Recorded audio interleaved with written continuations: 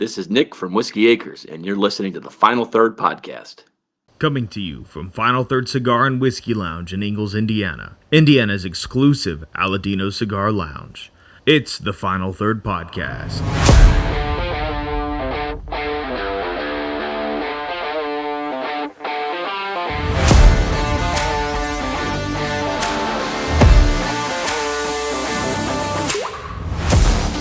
Welcome back to the Final Third Podcast. I'm Rob. I'm Scott. I'm Will. I'm Mike, and we have a guest with us today. I'm Eric. Heck yeah, we got Eric Janssen with us today. We're going to be talking about some Whiskeyacres stuff. See, we got all our Whiskeyacres stuff on, except for some of us. Half of us. Well, two of us have our Whiskeyacres stuff on. Yes. And Eric has his hat. Yes. Hey, man, I had to I got support my nice Indy hat. Fuel. Look, they just got off a Yeah, I love it. three games in a row win streak. It was awesome. So, That's beautiful, man. Yeah, I got my crop top on. Nice. I like That's that. my new crop top. Everyone loved my crop top. So, yeah. Rob, tell us a little bit about today. So today we're going to be smoking kind of whatever anybody wants to smoke. Everyone's kind of picked a different cigar, so we can talk about those as we go. That'll give us some different options on what we're pairing. We're going to be talking all things Whiskeyacres. We made a trip up there to visit with the guys up there, and they were amazing. Thanks to this guy right here for actually introducing us to them. But they're really great people, and we're excited to really partner with them in the future to see what's happening. But we're also really excited to share our thoughts on all of their whiskeys that we have out here. And obviously we have a bunch up here. Oh yeah, we got so much really good stuff. When we went up there, what was that? Monday. Yeah. Man, that was a great trip. It was. Eric really hooked us up. Got us set up with Nick and Jamie. Met the owners. Met the master distiller Rob. Really nice guys. You hear from everyone all the time that they're the first to do something. Like they're the first to do this. They're the first to do that. I think these guys are like really the first to do what they are doing. I mean, like, and they don't self-proclaim anything. Like, these are really things that they're doing. So, And if not the first doing it, because obviously at some point someone Right. was doing their own stuff, they might be the only one that are doing this in this technological age. oh yeah, it's crazy. Yeah. So, yeah, hit us off, Will. What I mean, they handle all the grain. They grow it themselves. They take a lot of pride in that, and they take a lot of pride in the quality of the grain that they're producing. yeah. Spend a lot of time cleaning it. The big running joke was all the kind of broken up kernels that were kind of the trash pile. They go out to Jim Beam. So Yeah. not really. No but, shade. It was Probably feed grain and stuff like that. Yeah. just very, two very humble, farmers that have a wealth of knowledge in the agricultural industry, and it just had a great time with them. Yeah, I think it's great. Well, I'll say, why don't we go ahead and at least start getting Yeah, our let's- cigars going so we can get going on this. We've got a plethora of bottles to try today. We've got so many different things. We brought back a couple things that they offered there. Kind of got a little private tour, so we were able to sneak home a couple bottles that, well, most of them were there. Eric Yeah. brought a couple things that are special release items. So, but yeah, like Rob said, today we're kind of doing a free for all with the cigars. Like we mentioned previously, the first pairing of the month is going to be our cigar and whiskey pairing for the month of the lounge, which is up on the board for your discount. And the rest of the month, we're just going to kind of go off the cuff. Yeah. Today, since we have so many different Whiskeyacres ones, we couldn't all decide on one cigar to smoke. So we all picked our own cigar, one that we thought, either near and dear or staple in the shop, or something that we thought would go good with our Whiskeyacres. So we'll get into that a little bit and talk a little more about Whiskeyacres. Yeah. So which one do we want to start with today? Well, Eric, you walk us through, because you're a lot more familiar than we are with what we've got up there. Probably the lowest proof ones are going to be the bottle and bond ones, I'm assuming. Yes. Yeah. The only releases that we don't have from them on the table today would be the 86 proof bourbon and the 86 proof rye. So yeah, I think the baseline for us to start would have to be the bottled and bond bourbon and the bottled and bond rye. Yeah. Sure. And All right. Oh, Well, wait. Do we want to start with the white dog? Oh no, we're saving that for later. Okay. So we do have some of their White Dog, and then we also have a little sample that Nick was gracious to give us. Actually, Rob was. I don't know if he even told Nick he was doing it, but it's the maple finish bourbon, and they're both really delicious. So That was a good one. we've Yes. talked about that too with White Dog before.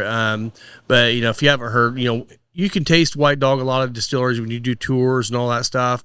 And if you have a good tasting White Dog, then it's going to be hard to screw it up. Right. You may be able to age it longer and really mess it up too oaky or something, but it's really hard to turn a bad White Dog into a good whiskey. Sure. There are And- some white dogs that you just want to drink it. Yes. It's that good. It's This that is one of 'em. sweet. It's that tasty. And then there's others that are harsher, very grainy, need time to mature. But Yeah. this is a special one. This one is special. And we'll talk about the grain on this one later. All right, so what So- are we starting with? So start with the Bottle and Bond bourbon. All right. You remember which one that one is? Cask? Not cask. Nope. This is pop. That's popcorn. That's no, the Distiller's that's Reserve. Distiller's Reserve should be that one in the center, maybe closer to. Oh, That's there we the go. rye. This You one. know, it you'd is. think with professional drinkers That's we'd have bottled these in- lined up properly. Over there. Pass that one. Or start there, Will. Pass it around. Yep, that one. All right, That's the cool. one.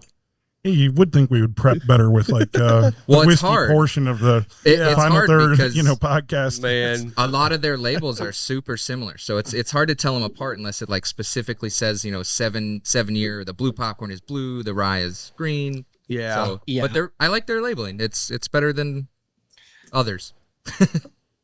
Yeah, their labeling it's nice, and it is starting to get cleaned up, which is evident in like the cask finish series bottle up here. Yeah, They're I like the little barrel head on it. That's kind of neat. I like that. Oh, yeah, that's your Magnia glass, Mike. Glen. So the bottled in bond from them is generally between 5.5 to 6 years old at this point. All depends on the batch that's coming out that spring or fall. And their mash bill is 75% corn, 15% wheat, and 10% malted barley. Okay. Well, and that was a good thing that they were talking to us about. And honestly, I think on this guys, if we remember something they was telling us about or something that stands out, let's just tell people the stories. One of the things he was talking about with barley is where they're located, which is about half hour, 45 minutes west of Chicago, somewhere in that range. Almost an hour. Almost an hour. Okay. They're out in the middle of freaking nowhere. They're Dekalb, Illinois. There are no malters anywhere close by. They have to send their barley to Wisconsin or Iowa, which then Iowa said, no, we're not going to do it anymore. Or Indiana. And by the time they send their barley to those places and return them, they're paying over 10 times the price if they were just getting malted barley from them. They still want to grow it. They still want to be totally grained glass. But at some point, they're going to stay. They even told us there's a chance they're going to put an asterisk on the bottle and say, except for the malted barley. And honestly, they don't use a ton of malted barley, so it wouldn't be much. But it's one of those things like, cost inhibitive. If you're spending 10 times as much, all of a sudden now the price of your bottles have to go up, and their prices of their bottles are insanely good. Well, Right. it was funny because we were sitting there talking to him, and when he was saying they might have to increase their bottle prices this year, they were like flabbergasted that they were going to have to go up. And he was like, yeah, it's going to be like $74. And we were like, Yeah, we're like, done. yeah, okay. Yeah, that's fine. I'll take Say, 6. this 10% malted barley is what you said. Yes. Yeah, you can tell. Like you can tell Oh, it's their own So- stuff because it definitely comes through, and this might be one of the most grain forward on the aroma that I've had. I'm Yes. so glad he said that because he And- was not there. He's our unbiased Yeah. opinion. That was perfect. You are the unbiased opinion, and that is exactly what they want. Is they want you to taste the grain. They want you to taste a fully matured whiskey, but they want you to appreciate the time and care that was taken to grow those grains and produce such a quality product. Yeah, And it by no means in flavor profile is it reminiscent of Scotch, but it has a similar characteristic in that Scotch being, single malt Scotch being 100% malted barley, you can taste that fact. You can taste corn, you can taste rye, you can taste wheat. Whatever grains they're utilizing, you can taste and you can tell the difference. This is one Jack should taste. I think because he brought all those malts when we did our tasting over with you, Will, and it was incredible to get all the malt flavors. This is absolutely a beautiful, what really tastes like a malt whiskey. And I noticed the saying on the back of the bottles here, because I'm staring at the back side of them, great whiskey isn't made, it's grown. Yes. They absolutely prove that in their product. And their other great tagline that I love is everybody can do grain to glass. I mean, that's whiskey. It's all standard. made from grain. They do seed to spirit. Wow. Yeah. Nick came up with that one. Nick Nagel. Yeah. That's a good And then wasn't the other one, was that Jamie or was that Rob? So Jamie gave us one too. Yeah, Jamie Rob, gave us one, Rob too. gave us one. Yeah. Let me look, I wrote them down. Yeah, so Rob is their master distiller, and he's been given the title master distiller because of what he's gone through in his education and everything else, and he is a true master distiller. Science. Yeah. Science. And It is literally science. Yep. they do have one very unique factor. Being that they are farmers, they also might be one of the only working distilleries in the world. This is not fact checked, hence why I am saying might be. They might be the only distillery in the world that has both a master distiller and a master farmer, Yes. which in the state of Illinois is a title that is given to somebody in the agricultural community and industry that exemplifies taking care of their community and the people around them and boosting up the agricultural community as a whole. So it's a very prestigious award, and it's very cool that they have both of those things within the same brand. I was going to say, I don't know that they have both in the same brand, but Frey Ranch, I know they do a lot of their farming there as well. Yes, Frey Ranch definitely does a lot of their farming. Like I said, I can only speak to what I know from Whiskeyacres, Right. and that is that they have somebody who actually won the title of Master Farmer, That's which impressive. there's not that many Yeah. that end up Can with imagine. that title. Yeah. No. So Jamie left me with the quote on the bottle, which is, "Great whiskey isn't made, it's grown." Rob Wallace, the master distiller, first thing he said, corn varietals matter. Yeah. Man, that is really, really interesting. I mean, I remember Four Roses did their various projects with different kinds of yeast and grain types and things like that. And a lot of people were like, I don't know. There's some differences, but I think that it really does make a difference. It does. I think Oh, it's it does. massive. Wait Big till you time. try this white dog. It Yeah. certainly does. And for a bit of background on Rob Wallace, he got his master's in distillation and fermentation science from a university in Edinburgh, Scotland. And he actually wrote his thesis on the effects that different corn varietals will have on a distilled spirit to prove that. And he was in a unique position to be working at Whiskeyacres at the time to be able to not only write this paper and speak on the theory that he was able to prove, but to also put it into practice and actually go make distillation runs and have real people give real feedback and see the difference that corn varietals could make. I was fascinated by that. And, I talked to him briefly, and I told him I wanted to meet with him and pick his brain a little more. But the fact that he went back and got his master's while he's working there full time is pretty impressive. That just shows his level of intelligence and commitment that he could pull that off, write a thesis, and make whiskey and not screw it up. Yeah. That's a lot. Well, man. and Whiskeyacres, in some way, I don't know to what extent, was helping with that process Right. for him as well, They which were. means they not only said, here, we want this guy to make our product. They said, here, we want to make an investment in this man to make sure that we have the best possible product. And I think Rob is doing a great service to what Whiskeyacres wants to promote as being their brand and their type. Yeah, and you can tell just by the interactions between all of them, the level of trust they have in one another. Yeah. The right hand knows what the left hand's doing, and there's that unspoken communication and, Yeah. you know, You could tell they like being kind of je around ne each sais quoi other. that they have that chemistry they have. It's amazing. It really is. Yeah. I had a good time learning about it. Like you said, everything that we did that day, from the time we showed up to the time we left, was just hospitality. It really was. It was what they do for their single barrel picks, correct?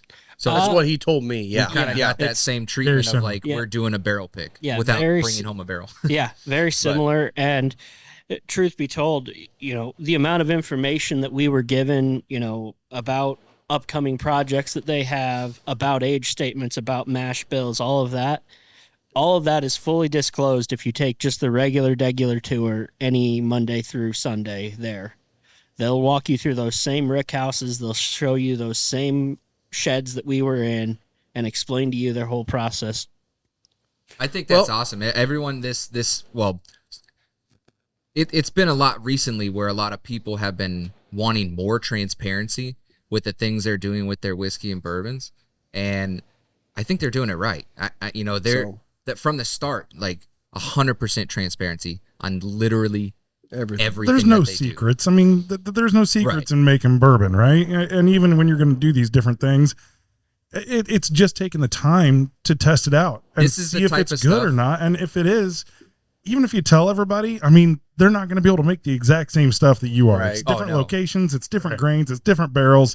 It's always going to be a unique thing. I'm glad to see that transparency is really becoming a normal thing. I don't know if there's anyone else that could do this. And another thing that even Nick said that they need to speak on more, so I will hopefully speak on that some, is the fact of their energy conservatism and consumption, and how they are actually running almost all of the electrical processes for the distillery, for the event center and tasting room, off of a small solar grid that they have. Oh, it's not even that big. That's crazy. Yeah. It's like there's a little patch like right off the side of like the main building, and then there's some behind their grain silos. Yeah. That's cool. Their grain silos. I don't know if I sent you the pics. I know they were there, so they saw it. Yeah, I haven't seen anything yet. I'll show you some. The rick houses are reused. Yeah, maybe even overlays. Grain barrels. Before we get insert pictures on the podcast. That's good. Yeah. Before we get into that, one thing I wanted to double back on of what Scott said. Scott was you were talking about the being grain forward. Yeah. And one thing I want to let people know, especially someone with a younger palate, some people will say things on a younger whiskey and say, "Oh, that's too grain forward for me." That's not true. What that is, this just means you can taste the different grains within the whiskey. That's a good thing. As you train your palate and you're able to pull out a whiskey like this and actually taste those grains, that could be a really, really, really good thing. Some young whiskeys, you're like, oh my God, all I taste is rye, all I taste is corn, stuff like that. That may be a young thing. What we're talking about is somewhere where you can pick the grains out, taste the flavors, and see exactly what they were trying to go for on that flavor profile when they were blending that, or when they were distilling that product. Yeah, I mean, spirits of French lick. I mean, that's a classic example. Exactly. They do the same thing, That's probably our main one in Indiana. Yeah. And I'm glad that you brought that up, because I wanted to ask about the barrel process that they do there, what their age is like, because this doesn't taste young. Nope. It doesn't taste young at all. All right. It is just, you can really find the distinction in the grains, and to get that balance is really unique, because to your point, Rob, we've all had plenty of whiskeys that we all thought, man, 2 more years and this is going to be incredible. It's just the grain is not quite settled out of it, and they haven't pulled out enough barrel, notes from it. And this is not that. This is absolutely delicious and distinct. Yeah. Another point that Jamie made was the water quality that they have in DeKalb is somewhat quite similar to the water quality in Kentucky. And he actually said, he didn't even say somewhat. He said they actually had it tested. It's identical to the Kentucky water. Just tells you that the shelf goes all the way to northern Illinois. Dave Pickerel, who obviously is world, God rest his soul, world-renowned distiller, he consulted for them. They were very wise to bring him on, but he said, boys, we're not chucking any water in. We're using this water right here. But he also mentioned with Dave, too, that it was kind of like a pro bono thing. Yeah. So when they met up with him and he wanted to consult on that, it wasn't like what can you pay me? It was this is great. I got to help you guys. Like, Yeah. I want to get you guys going. Like, I like some of this stuff. Like, let me help you. And from what I remember, it sounded like they were willing to pay him whatever he asked to be paid. He said he tried. And he said, no, I want to be a part of this project. He believed in them as much, and also with everything around them to say, I want to be a part of this. And you know what? It worked. It worked well. Dave wanted to be a part of it, but it was not done pro bono. They always say that they paid for the right for Dave to even show up and consider coming. What Dave did after the fact of seeing how willing Whiskeyacres was to work was Dave started using up some of his personal favors with brands like Kelvin Cooperage, with brands like Vendome Copper, and getting them the connections that are generally very difficult to make to these high-end cooperages and copper works, and getting them front of that line and getting them the ability to get these things without all the trouble. That's an excellent point, because as a startup distillery, barrel sourcing is critical. Yeah. And so many when I say startup, I mean young distilleries, they struggle. They get barrels from wherever they can get them from. So the fact that they had the consistency of getting them from one cooperage just adds on to the consistency of their product. Yeah. Yep. And when they started out in 15s, moved to 25s, moved to, I think, 35s, and then full on 53s. And anything that you're drinking from them today has only been aged in 53-gallon barrels. And they stick to that, and they do it very, very well. And Scott, to your point, this is a well-aged whiskey. This is somewhere between 5.5 and 6 years old. They won't fully disclose because they won't disclose on the label because they don't want to lock themselves into anything. Yeah. But if you ask them, they're more than happy to tell you, yeah, your bottled and bond could easily be a 5.5 or a 6-year-old set of barrels that we felt blended well together, and that's what you got. And yes, you get a wonderful balance. There is oak there, no doubt about it, but it doesn't have to be the shining star. Yeah. Right. Exactly. I think age statements for grain forward whiskeys is troublesome in the sense that, it can mislead a consumer that it's a younger whiskey and, I taste grain, it's younger, it's not any good. It's actually a great whiskey. It was made to be meant to be made that way, like you mentioned earlier. So I think it's fair not to have age statements on some of these, bottled and bonds like that. Well, yeah. Let's go ahead and pass around the bottle real quick. rye So I know we all made it through that first bottle of bond. Will, give me your thoughts on that real quick before we move to the next one. Delicious. Yeah. Very flavorful, very mouth coating. Definitely get the grain for it. I do get a little bit of malt on the palate. Very clean. Okay. I don't know how else to describe it. I really liked it. Yeah. What are we moving to next? Let's go to the bottle of bond rye. Rye? Next. Okay. Yeah. That's this one right here, Will. Go ahead and finish. Scott, what are your thoughts on Yeah, that? absolutely. So first thing, the nose, I noticed the grain, and I'm kind of like, okay, well, this ought to be interesting. Yes. But, as I mentioned last week, I always try to just take a little sip, coat the palate, allow it to open up the aroma, and after that, it came through very nicely with some fruit. Okay. That barley, to me, Yeah. always has some nice light fruit notes to it, right? Some light cherry. Sometimes it can get into that cotton candy, some of those kinds of things. And I definitely got that there. Just really, really enjoyed it. It was definitely a surprise. Great. Yeah. Yeah, Will, Rob. Yeah, I'm same way. I can't really say much more. It's just a really good bourbon that you can taste the grains through. Very, very viscous, like you were saying. Some 100 proofers get to be a little bit thin just because they're adding that water to get it down to the 100 proof range. This one does not do that. The viscosity is great. So no, I agree totally. Okay. Eric, thoughts? Well, I mean, I'm very biased. I've been loving on this brand for so many years, so please take everything I say with a grain of salt and a shot of tequila. You don't have to start crying, man. You look like your emotions are going up there. But for me, it's a well-balanced pour. It shows off some very nice oak undertones with some very simple, I will say, caramels and vanillas, but you get a very nice balance of grain and floral in a way that is somewhat reminiscent of a Scotch whiskey. This is by no means Scotch.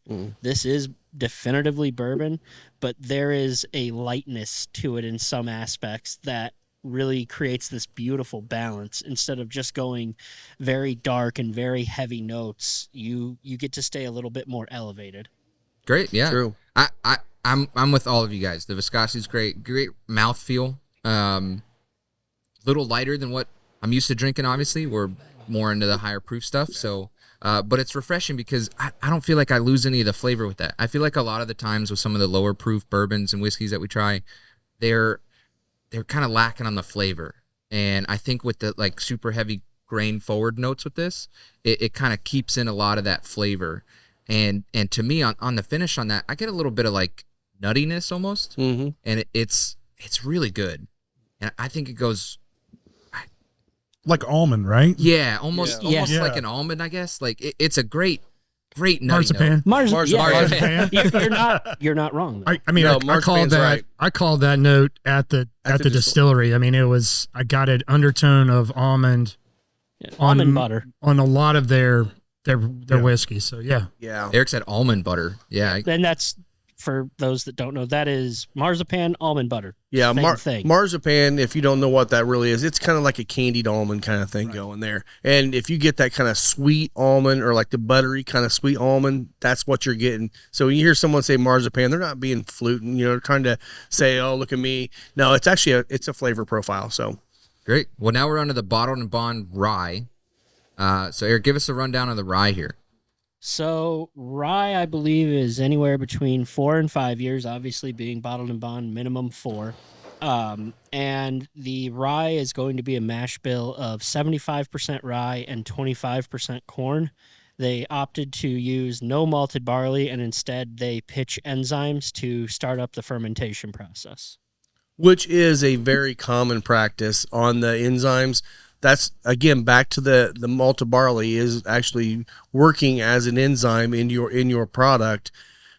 You can't always get malted barley everywhere. And again, with these guys, they could use enzymes and not use barley at all and say, look, we're back to being everything from our farm. So that's just a good way to do that. And a lot of people do that. The big dogs all do it. So Nick, if anybody doesn't know, distilling rye can be a challenge, especially when you're first starting out, because rye will foam up quite a bit. Nick was actually distilling first when the distillery opened, and Nick commented about he came in one day and there was foam all the way to the top of the ceiling. And it fell over. Yeah. Sounds like your beer story. Yeah. Yeah, no doubt. Any kind of fermentation with rye, when you're trying to do the boil, like for beer and stuff like that, it's sticky. It's hard to work with. It's a difficult grain, but this, again, man, I think the water actually really comes out in this one. Sure. I was kind of surprised with the mineral content that kind of shines through. Yeah. And another thing to mention is that with their rye, they do grow that right there in DeKalb, Illinois, and they actually are importing that varietal of rye that they're growing from Canada. Yeah. It is a shorter plant than what you would typically grow in America, so it is a little bit better to stand up to the wind, and that's just another thing in their agricultural background. They've done a lot of research to find the right varietals of the right grains, the right ratios of nitrogen in fields, to make sure that they are only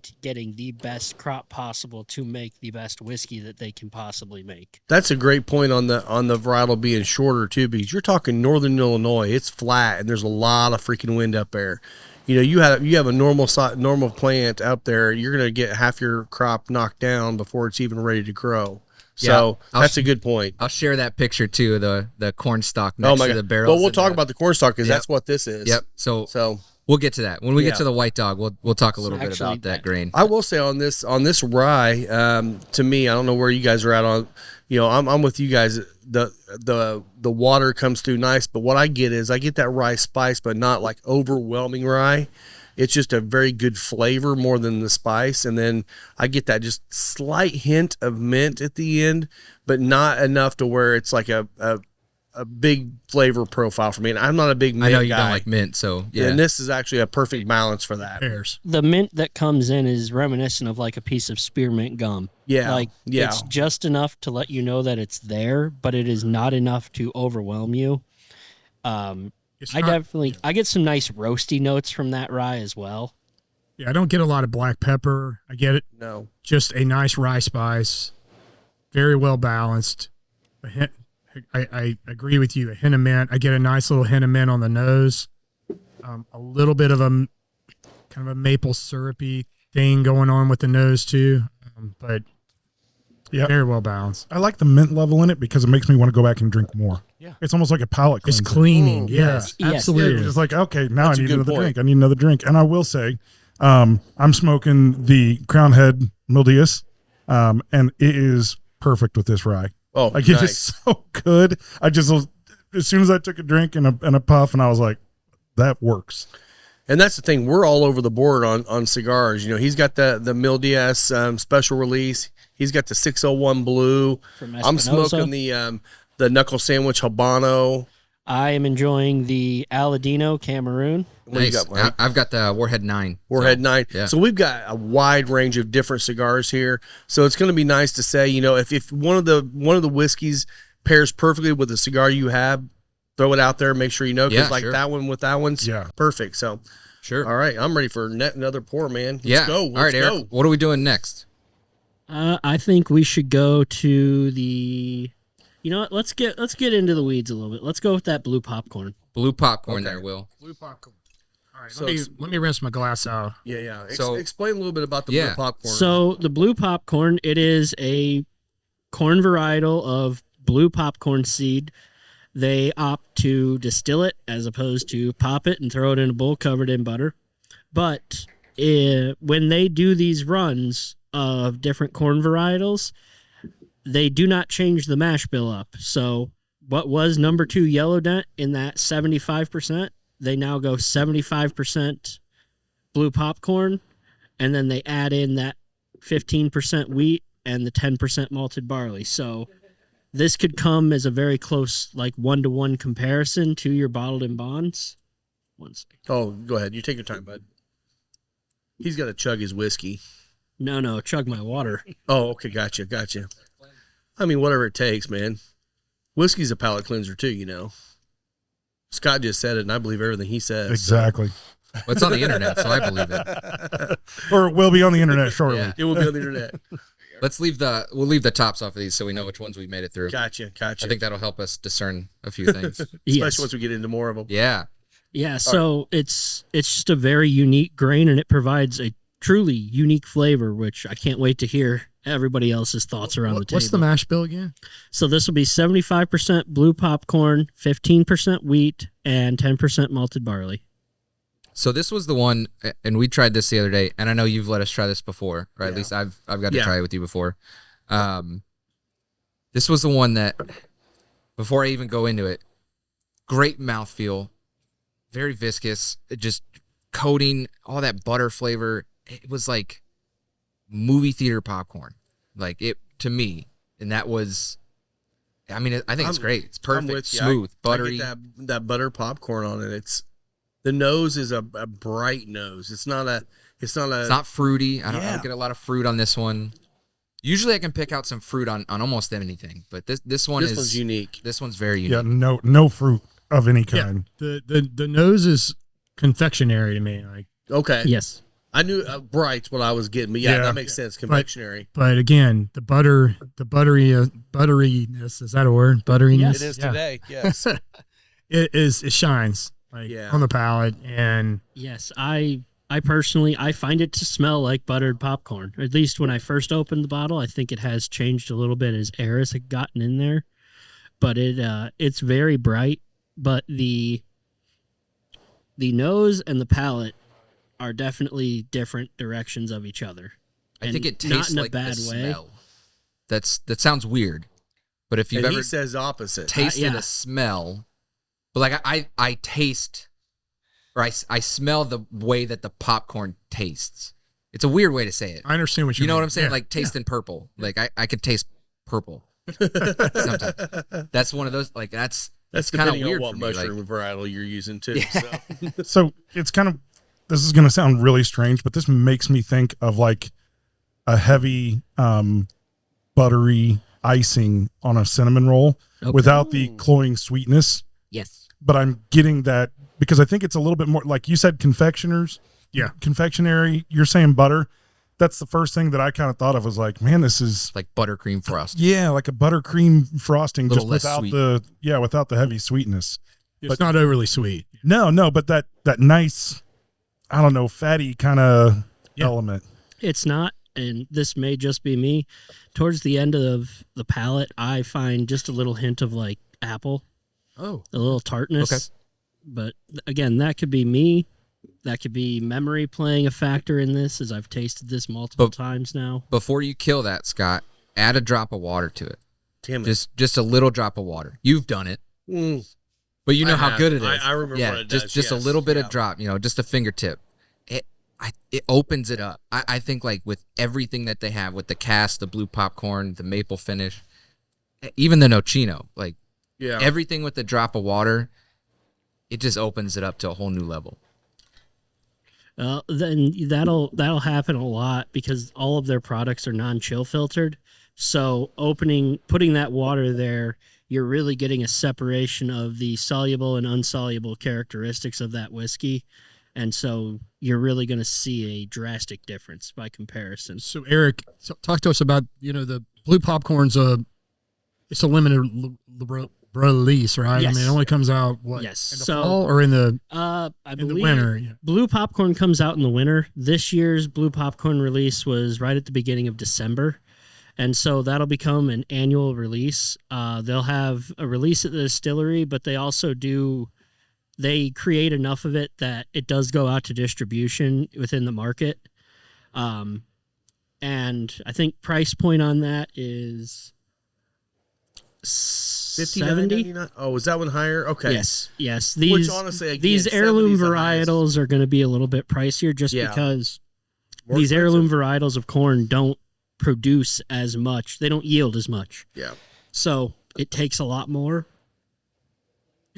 to make as much. But That price point though, Yeah. like Isn't you that would think amazing? with like some of those things, I mean, yeah, and everyone else that goes into these like heirloom varieties, you're talking plus 100 on most of these. yes, things. and these are 5 to 6 year old barrels that they're utilizing to do this.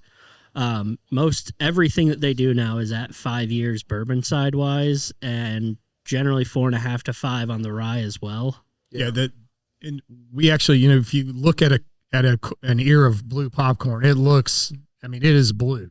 Oh, it is. It Very is blue, and it is this. It is. You could pop popcorn with it. I mean, you Yeah. could. We'll throw some images up. I got some Yeah. pictures from our trip with, Yeah, that's of the corn popcorn varietals. my wife actually likes. She Oh, goes yeah? out and buys Really? blue popcorn. That's cool. Yeah, she just puts a little oil in a pot and Yeah. shakes it school over the way. stove. Yeah. She's old school, man, but she loves her popcorn. I love That's it, awesome. man. I love it. Yeah. Well, I got to make my own most of the time because I can't have dairy. So Yeah. even with some of like the Smart Pop stuff, still has a Still little bit of butter. butter or milk. Yeah. So I'm all for doing it old school. Oh, just, man, it's just so much oil and better. kernel, Oh, man. yeah, That's it's so it. much I better. love it. I love it. And You it's were actually good for you when you eat it that way. So it's like, Well, yeah, Yeah. because you have less, less calorie All the content, crap, less yeah. fat, So You Yeah. nailed it with the drop of water, by the way. Yeah. it's really good, right? It if just I remember right, it makes it more buttery. it did. That's what it Yeah, was. okay, It was okay. really more kind of smooths it like out a it little did, of bit, course, do obviously. the normal opening of the flavors a little bit. You get a little bit more of everything, just kind of, doing that thing. But the mouthfeel, it changed it completely. I mean, Yeah. it just completely went totally butterfat, just coats. I love it. and yeah, I love it. I love that. That's great. I don't have a bad thing to say about anything we tried there, anything that we've tried so far today. I want to Let's- tell you more, but we got to get into more We stuff. gotta go more. Let's There- go there's more. so much more. So, Eric, which one's next? You're leading the tasting here today. Well, That was that's- blue popcorn. That's a terrible idea. You should never leave me in charge. Yes. He's got his bag of tricks with him today. I think the next one we should do will be another one of the, as they are known, the Artesian series. I think we should try that small 375. Okay. That is glass gem corn. Glass which, gem corn. We'll if start the you've circle. never seen glass gem corn, it actually has a pearlescent color to it Yes. naturally on the cob, and it's very trippy, and it creates a very unique whiskey. And again, just like the blue popcorn, this is 75% glass gem corn with 15% wheat and 10% malted barley. Oh, thank you. And that's crazy because, you know, when we're talking about all these heirlooms and stuff and all the varietals that they're doing, Thanks. we asked them about their land and like how much room they had for this. And I mean, there's no shortage. Like, they're not going to run out. They're farming, what, 1,500 acres? Yes, they farm about 1,500 acres. I don't know. And they've sold some of that. They've sold some of their acreage off. They haven't sold it off. Some of it has gone under. Some of that land was cash rent land that the owner opted to go with a new person on. Gotcha. Oh, okay. Yep, they don't. But that was about they don't- 500. Yeah, they don't own 1,500 acres. But they have okay. But as they- much room as they need to go to continue to grow grains. They Yes. have access to that. That's what they're using for their farm. Yes. Well, you had mentioned this glass gem, so just think about if you've ever seen like they call it the old Indian corn where it's got all the different colors in it. Think about that, but then actually make it subdued on the colors and a little bit shinier, and it definitely looks like it's just almost see-through. I mean, it's really kind of a cool looking corn. And you don't see it very often, so it's definitely got to be more expensive grain to grow, I would expect. Well, the ears are smaller too. Yeah, and the they're very ears are small, yes. Very small. Yeah. at most 12 inches, Yeah. if not closer to 10. So you can see all of these varietals in Mitchell, South Dakota at the Corn Palace if you haven't been. It's Really? Or you just go to Or Whiskey you go Acres to Whiskey Lounge. Acres, they showed them you to guys us, are too. not familiar with the Corn Palace? No, I'm not. Oh my goodness. I'm familiar Okay. with the Cow Palace. This is up in Mitchell, South Dakota, and they've been doing this thing for like 118 years or something, where they make murals from corn. Oh. Yeah, so they take all these like 7 or 8 different varietals of corn, they cut the cobs in half, and they do. I mean, when I say murals, I'm talking like 20 feet across, and they've got, I don't know, 2 dozen or 3 dozen. They're on the outside, they're on the inside. It's like a gymnasium with a stage. They do shows and sporting events there. This sounds like one of those road trips where you stop and you see the Corn Palace, then you stop and see the big yarn, big ball. Oh, actually, you go to what is it, Blue Earth, Minnesota. So I did do this road trip, which is why I can talk about it. I know about it. That's where Jolly Green Giant is. Well, yeah, exactly. And they have a like 100-foot tall statue of the Jolly Green Giant. That's awesome. It's absolutely fantastic. So But do yeah, they- if you're driving on, what is it, I don't know, I-80 or I-94, something like that goes The across interstate. South Dakota and Minnesota. Yeah, you can visit the Corn Palace. But and- do they have Sprout with the Jolly Green Yes, they Giant? do, yeah, actually. He's only about 45 Yeah, feet they tall. even have a Jolly Green Giant museum there, Yes. where you can see all the that's history awesome. of So- the company. So A fun, just quick backstory. One of my dad's best friends growing up his nickname is Sprout. Is he like 6'8"? No, he is about 410. Oh, he is sprout. 5'5". He's not like me. So I'm going to say right now on this whiskey, the palate clean. compared to the nose are night and day to me. The I nose agree. is very light, very bright. You feel like, oh, there's not a lot going on here. And then you taste it and it just blows up in your mouth and all the flavors just go all over every sense of your tongue where you have the tasting, what do you call those? The Taste buds? taste buds, but the regions? regions, Yes. I guess, of your tongue. The tongue. It hits every single region and the flavors just blow up in your mouth. This is delicious. So this is one that I get a lot more of that tartness to, and I kind of attribute that to be like a Granny Smith apple or like a tart apple of some It's kind. fruity. Yeah, Yeah. fruity. Yeah, it's definitely Yeah. fruity. Yeah. Yeah. It's got a tart fruit of some kind in there. The That- palate is bright. yes. Like it's very very, bright. very yes. bright. And then that just goes to show you, corn varietals really do matter. Yeah, I'm because they- confused. I'm confused on the nose. I do get that because I get the tart, Yes. but I get like a cherry tart, not apple. I was gonna say okay. there is a sweet element to it in the nose. Oh yeah. There It's is. there. But It's to me, it was really light. I mean, it was like subtle. Not like Yeah. subtle. Subtle's what the word I'm looking for. You get almost like a fruit punch or like a cherry soda nose, and then it ends up a lot more tart. It has a bit of bite back, like a piece of sour candy almost. yeah. I was gonna say cherry Coke. Yeah. Yes. Well, and you flat said tree. it perfectly there. Yes. That was what I was trying to say a minute ago. It hits like you have your sour region, you have your tart region, you have your spice region all on your tongues. It hits all of them in a different way. Your Yes. umami region. Your umami. Umami. All of it's there. That Yeah. actually got added a few years ago to the Yeah, region. it did. And it's part of that. So. I think this one has the best finish of all of them, in So my far. opinion. Yeah, Yeah, okay. the finish just for me last and last and It last. does. And Yeah. I And love it's it, going yeah. great with this Habano I'm smoking right now too. This is the baking spices on this cigar with that are just What's Yeah, the proof on myriad. this one, Eric? That should be like 101. Oh, or there it so. is, 101.6. Okay, yeah. crushable. Oh, Crush. very it much is. so. This is one you could have back-to-back pours on easily. Yeah. as I say often, give me a straw, I'm gonna make a day out of it.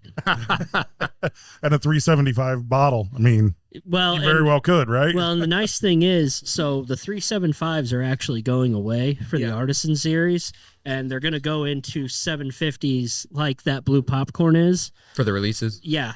So the price will go up like that blue popcorn. I actually want to say the blue popcorn was 75 this year, which is almost their most expensive whiskey that they sell. That's where in they've the maxed entire- out. It's not bad. Yeah. That is not a bad price. And Do not freak out so, about that but price. back when they were doing these 375s, they were retailing for $50 a bottle. So you're getting twice the amount of volume for only a quarter more of the price. When does Glass Gem come out? Glass Gem, I don't think they've set a release date for. They did it once a few years back, which is that. Okay. And I think they've gone in, they've done their full distillation runs, and now I think they're sitting on some.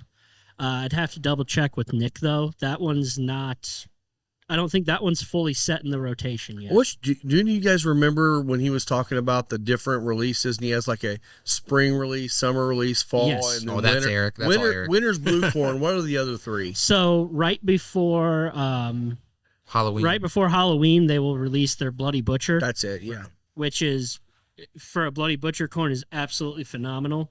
There are two Bloody Butchers in the world that I like. Theirs That was and it. Wood Hat. Wood Hat. Yeah. That's it. I was gonna say Rob liked that one, so that, Oh, I that was loved it. It was that was a great. good one. It's a very good product. I think spring is going to be the green Oaxacan corn That that was is it. coming down the line. That again, that one has not been general released yet, and I think summertime will probably get the Glass Gem, but again, that is all subject to change. And Weren't they doing right now the Nocino?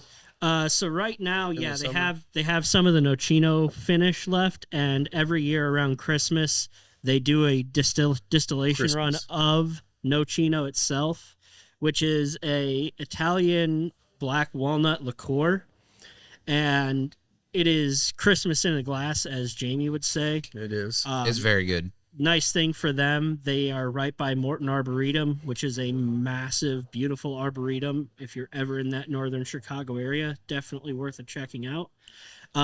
They are able to get black walnuts from there, and that's where they distill and make all of that stuff.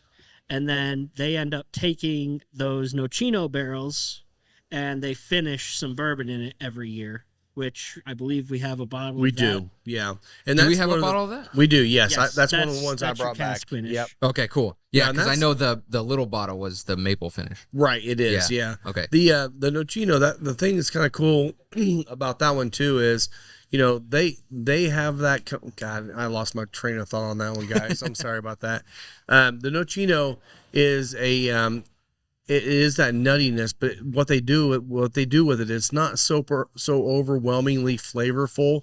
Because it's that- not in there that long. It's not in there that Yeah, long. What was it, like 3 weeks? 3 yeah. weeks. Max, yeah. Yeah. And I think that's a that's perfect balance. It gives you a little bit of hint of the note. The one thing I am kind of irritated that I didn't do, and I'm kind of kicking myself in the butt for not doing it, was bring back some of the Nocino liqueur, because I think you could make a Manhattan with that instead of vermouth, and You it would be could. absolutely freaking delicious. Well, the good thing is that's not going away. No, we'll go get some. We'll And go that's get some. that's Well, Jamie's baby. I know well, a guy that goes back home every once in a while Once it too. sells out, it's gone until next year. year. Until next, yeah. yeah, sure. But just- it'll come out every year. You know, Yes.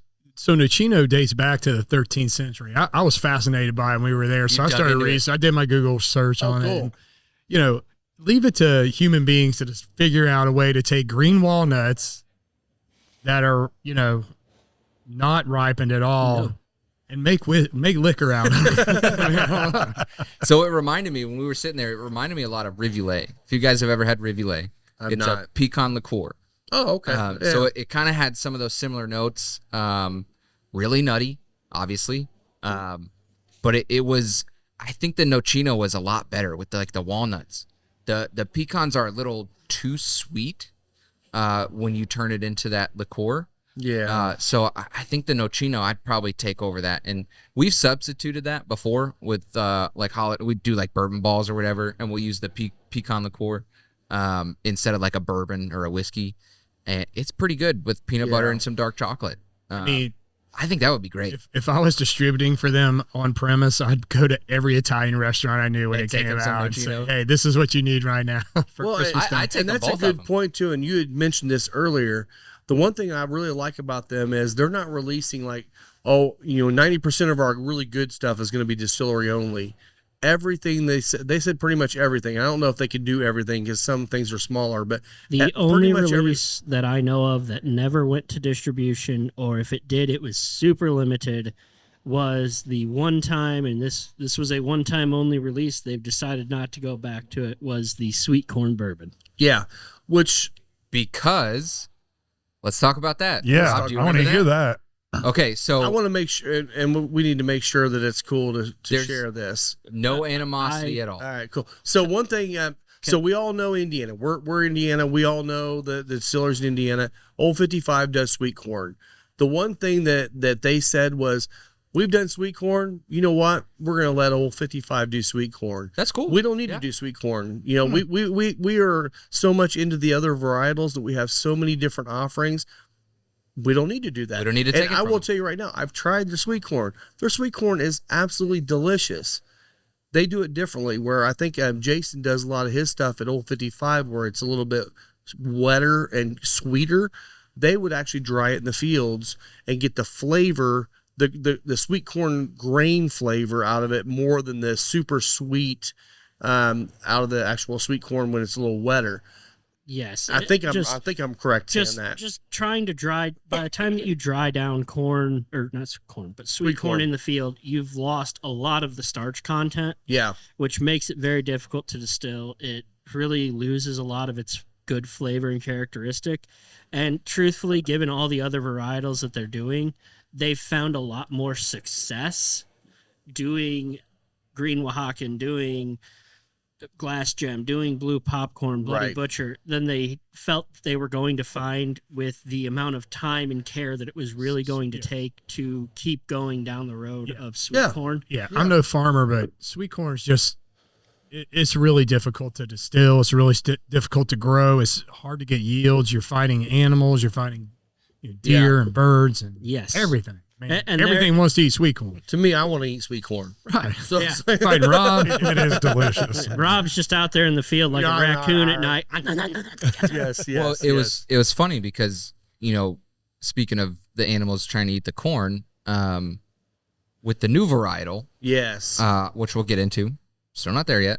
We'll get to that one when we actually talk about. So we'll talk about that. Dog. That's a good point about birds and animals trying to eat some of this corn. Yeah, it was a cool story. That was a very cool story. Let's go to the next. What's next, Eric? Well, we've been talking about the Nocino, so I think it's only right that we go to the Nocino finish. Yeah, we got a label crack because we still have a cast strength bourbon, and then I don't know what that one is over there. I have a cast strength. Well, we have the 7-year.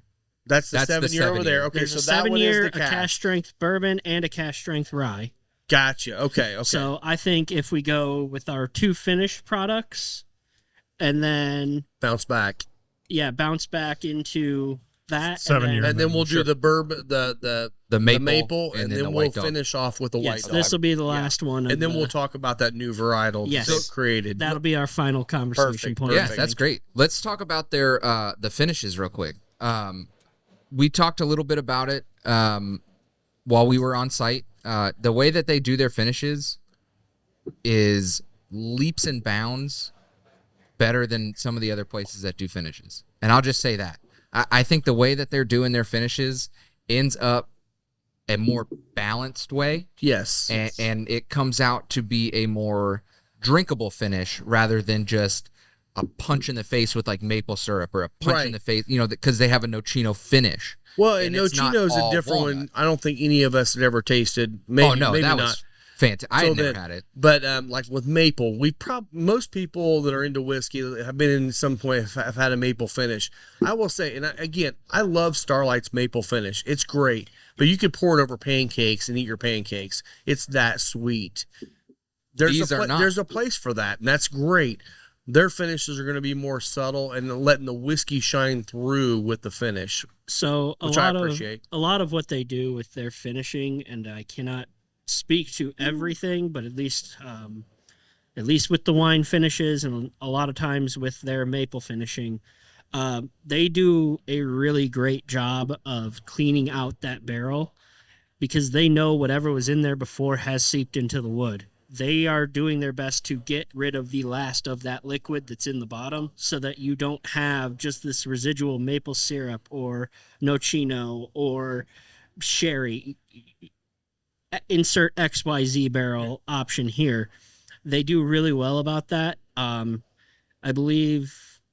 think maybe you asked about if they sulfite the wine barrels when they're transporting them. Yep, that was Will. Well, I was just bringing up they're going to do some, and I'm like, you with red wine finishes, you got to get those barrels. If you don't, it's going to grow bacteria. Yeah, you got to sulfur them, and you got to get them pretty quick. I mean, you can't sit on them. Yeah, they can't Yeah. sit. No, You too much gotta- you gotta bacteria will move. get in them. And that's one thing that Colt over at Pax Beerum says, when he's getting barrels to put beer in, it has to be a barrel within a couple of days max of dumping it to get that beer in there, because you Sure. don't want to actually have that changeover in the bacteria, whatever, growing, because that will really screw up a beer when you're finishing it. So kind of building off that with like cleaning the barrels out and stuff. So we asked them about their grain and how they process the grain, how they actually clean the grain.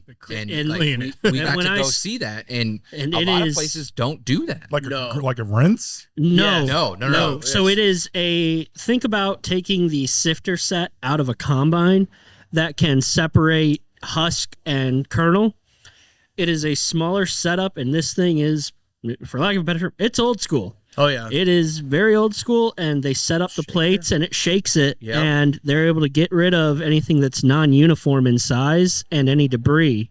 And you see this corn and you look at it and you're saying, oh, this is really clean. And then when they shake it, they've got just piles of dust and stuff underneath it that they're taking out of that. Trash. So Yeah. that the corn and everything It gives just pops. Dusty a whole new level. whole new meaning. Yes. Like I think what happens is Jeff the Creed takes the dust. No, and hey, actually hey. we talked about that a little bit. We talked a We little bit about we don't this need stuff. to do that. We're I here. hear Jeff. The Creed's new product is really good. Actually, I can't find it. I haven't seen it. I don't I know. haven't either. Yeah. I've heard things, but yeah. But- so it was really cool seeing that, like, So, yeah, and they- Eric's not wrong. Like the way that they process their corn, I mean, it's by hand. They got the little crank, and you stick the whole piece of corn in there, and you crank the crank, and it pops the kernels off and Yeah. goes into a bucket. Well, that's only for that new thing that we'll talk the about new later. varietal. new one. Yes. so yes. a lot of their Yep. stuff they're So doing. that would be a lot of cranking going on. Yes, but we will get into that later. So but I'm even gonna the rest say, of it is not.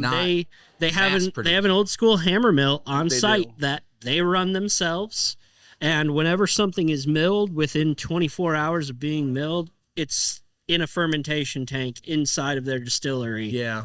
getting run, getting set, getting done. Not sitting. So they're pulling just the cobs whole from the fields, is what you're saying.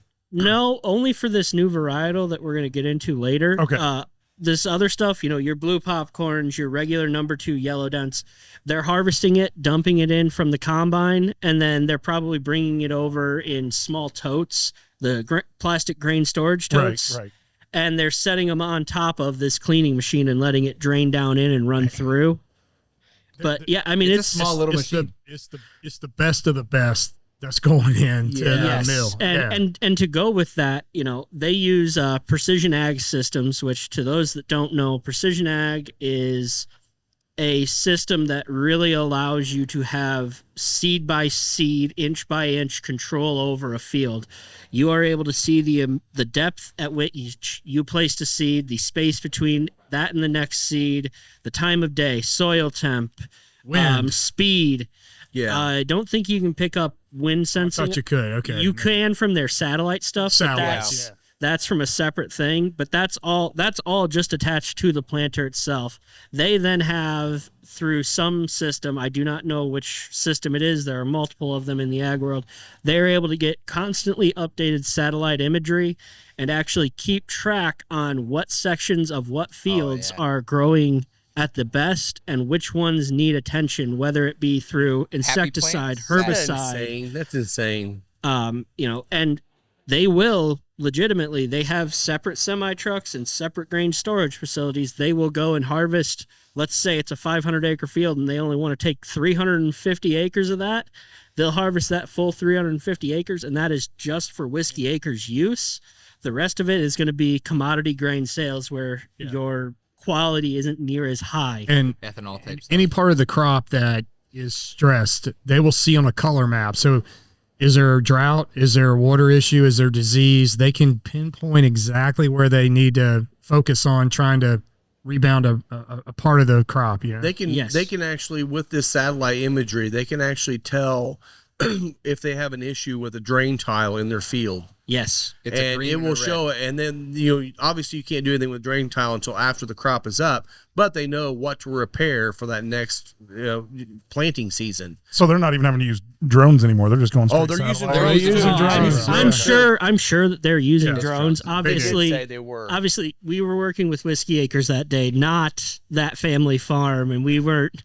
So I don't know all the secrets on that side, and I can't make assumptions as to what all they use. He did mention that they were is using ag drones. droning. They were using all. They use every bit of technology, which to some people listening, you may not realize this. Farming is one of the most technologically advanced things right now. It is. And the idea of GPS and self-guidance has been around since the early 2000s in tractors. We've had a thing called auto steer where I can literally plot one end of the field, the other end of the field. And so long as I give it a good line, all I have to do is turn it around, flip the auto steer mod on, and it will actually control my wheel and keep me in the same line that I need to keep up and down the field. Yeah, I know a lot of that. My day job is in technology, and so I had Cargill as a customer. Okay, I had to go to I went to the Farm Progress, not the big Farm Progress show, although I have been to that one. Oh, that's a time. But I went to a weekend one that was just around technology. I mean, I saw they have 3-foot spikes that go on the ground that have Wi-Fi or cellular connections. Yep. To give you put them like, one every 5 acres, and it will tell you in real time all the time and track like what's the nutrient levels and what's the water content. And yes, it's absolutely incredible. You're right. Farming, there is no doubt they use technology massively more than just about anybody out there. Yeah. I'll tell you what, with this Nocino finish, this one has the longest finish of any of them so far. Yes. This one, I mean, I take a sip a while ago when you guys were talking, and I'm sitting there thinking it's like 45 seconds and it's still building on the flavor on your palate and just keeps on building. This one actually is nice, and it's not, like I said, it's not overwhelmingly black walnut. It's just a nice balance of the grains and the walnut kind of just coming together and creating this beautiful profile.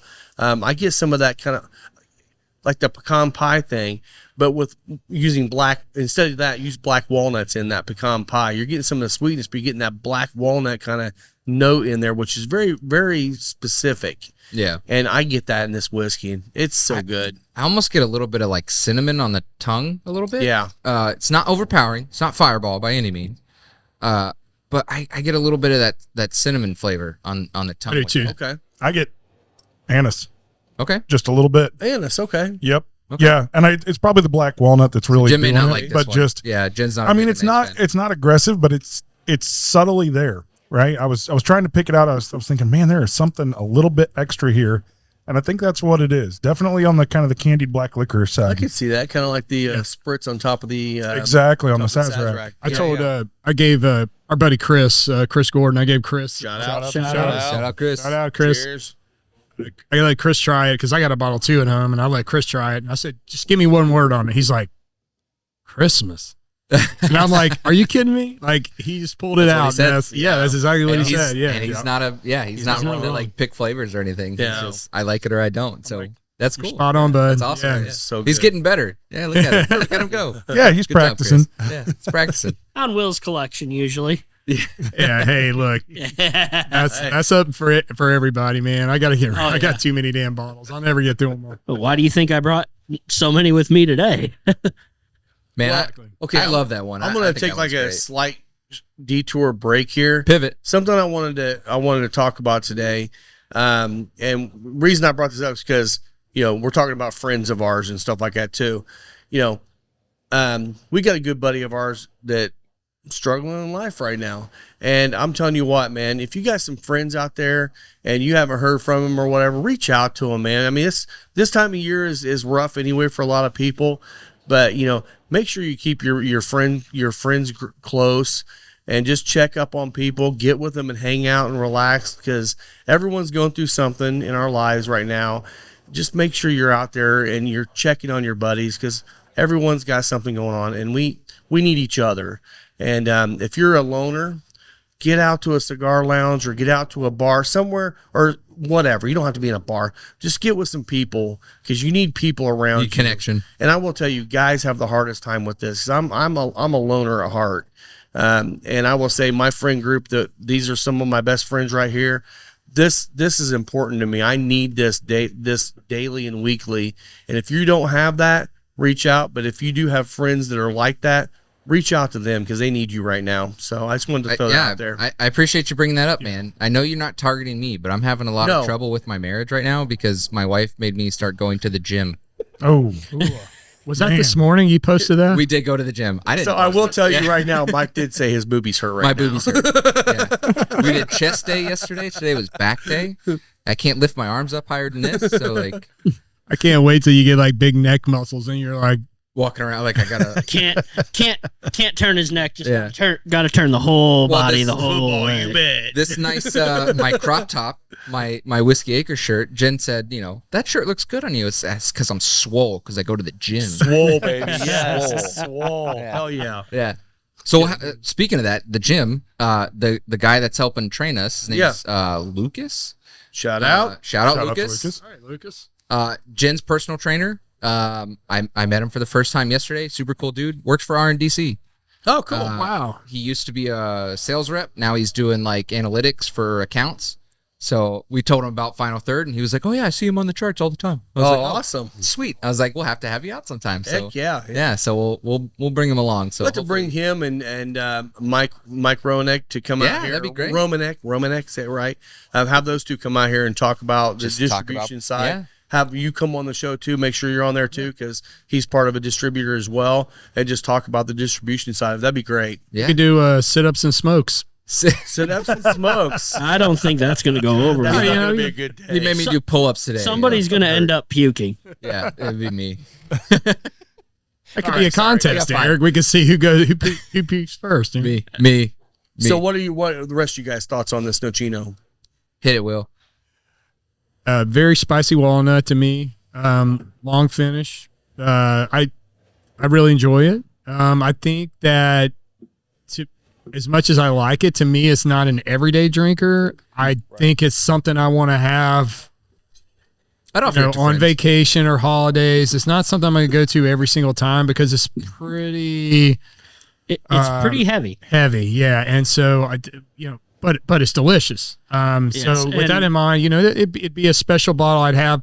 I could see me pulling it out when my dad and my brother come up for Christmas or Thanksgiving and, sit around, have a pour, shoot the shit, that type of thing. Are they the type that's like really into bourbon and whiskeys, or Not so much. But they know of it. But so- they know, and they would enjoy that. Yeah, that's what I was gonna say. Is that this I is a good one for something like that. I was joking with Rob, and Rob's gonna get mad at me, but it's kind of going down the Amberana Street, but it's on a different street. It's not on the same street with Amberana. It's not parallel. It's but it's adjacent. got a It's not very a detour it's got a or very dead powerful end. finish to it. It's a cliff. And the hell, man, they only keep it in the barrel 3 weeks. I mean, Yeah. Yep. And Jamie, the guy, this is Jamie, one of the owners, this is his baby. And even he's like, yeah, middle of summer, I'm not even looking at this bottle. Yeah. But come that Christmas time, that holiday 100%. season, Yeah. this is exactly what I want, because it's got that kind of cinnamon stickness to it. It's got that dark kind of cordial sweetness to it. And it's very cloying. Cloying is not the right word. It's just very powerful, like you said, and it really hangs on. So you have to be in the mood for that. Agreed. Yeah. Yeah. I've got bottles that I don't necessarily ever pour when I'm just, having a whiskey in an evening or whatever by myself. They're for when people come over that, they may drink some bourbon and they think that they know what bourbon is and everything that is, included in bourbon, right? They're the guys that might be like, oh yeah, I'll take a Blanton's or an Eagle Rare or whatever. And this is something that you pull out and you go, hey, let's drink this so that you can find out there is so much more out there. And rather than chasing the, kind of the name brand labels for lack of a better way to put it, go look for the different, right? Go look for something that's going to challenge your palate and your conceptions of whiskey in general. And this is one of those bottles. I think that's the best too, because this is one of those things that, like, I always refer to Bardstown because their prices are so high. Like, they're one of those things that I wouldn't have purchased without trying it first. I think that's the same with this. Like, it's not the price point for this one. I just didn't know what Nocino was until we visited Whiskeyacres. So now that I have, I agree. Like, this is one that needs to be shared because, I don't know. Like, did you know what Nocino was before? Absolutely not. No. Yeah. I mean, I love the heritage. I did the Google search too. I love the story behind it. I love the history behind Nocino. I had no idea what it was until Jamie told us the story. And Will mentioned Amberana, and I will say, if you do an Amberana finish like we saw at French Lick, where they're in there literally like for 24 a day hours or two at the most, it does something different than when they age it for 6 months. If you put this in a barrel for 6 months, It's it would gonna kill it. It would do the same thing It's gonna kill Amberana it. does to me. And so full, I agree with you. Yeah, full disclosure, this is not Amberana at all. no, This is nothing close to because Amberana. This is not any type of specialty wood. This is still a white American oak barrel that held Nocino. Yeah. Right. Nuts. But it does say something to the finish, right? Yes. That when you get these Amberana, look, it's not my thing, right? I agree with you. The Spirits of French Lick 124 hours, it was really good. Fine. Yep. Right. But this is something that you're not going to taste it and go, oh yeah, this is bourbon, right? Like you're going to go, what exactly is going on here? What is this? And there's always going to be finishes. There's going to be, different elements that are going to bring those kind of surprises. That's what it takes to be able to keep exploring the world of whiskey. And the maple is less, right? No. We'll get to that. Let's get to the next bottle. I was going to say the maple. Shelf that. Let's get to which one we going with next? We're going right into maple. No. We got. We got the maple for the maple, then 7 year, then cast. So this is the maple. We have a little bit here, so we'll go ahead and do that. So here, get yours. Here, let me get a little bit, and I'll let you pass it around.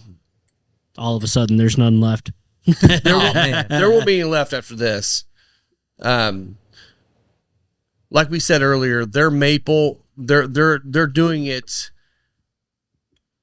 in a way that actually, like Will was saying earlier, they're doing it where they actually get the maples in the wood. There's no maple syrup left in the bottom of the barrel like some of them will do. Nothing wrong with that. Tastes great. This is going to be more subtle, and that's what I appreciate. Whether you taste the whiskey and the maple. So with their maple finish, they actually set aside a few ricks right by the boiler inside of the distillery, and that is where they store their maple finish stuff, because they do get them cleaned out really well. So any maple that's left in there is going to be extracted from the wood. So they want to keep it in a spot that has high heat so that you get good penetration. But they will let maple sit in the cask for a year to do its finish. But that's because they clean it out so well. Yeah. That's why their finishes are a little bit different. They're not going to be in that same variety that you're kind of used to from your bigger mass-produced brands. And along with that, it's the same mash every time. Yes. So they're not changing the mash with the finish like some other brands that they need to spice it up a little bit, or like maybe Yeah. like the mash wasn't that great, like we talked about earlier. Yeah. Like a barrel's not going to change bad white dog. Right. It's not like Right. So, and that's the thing with Whiskeyacres is they're putting the same mash into all of their finishes. So Eric, they correct me if I'm wrong.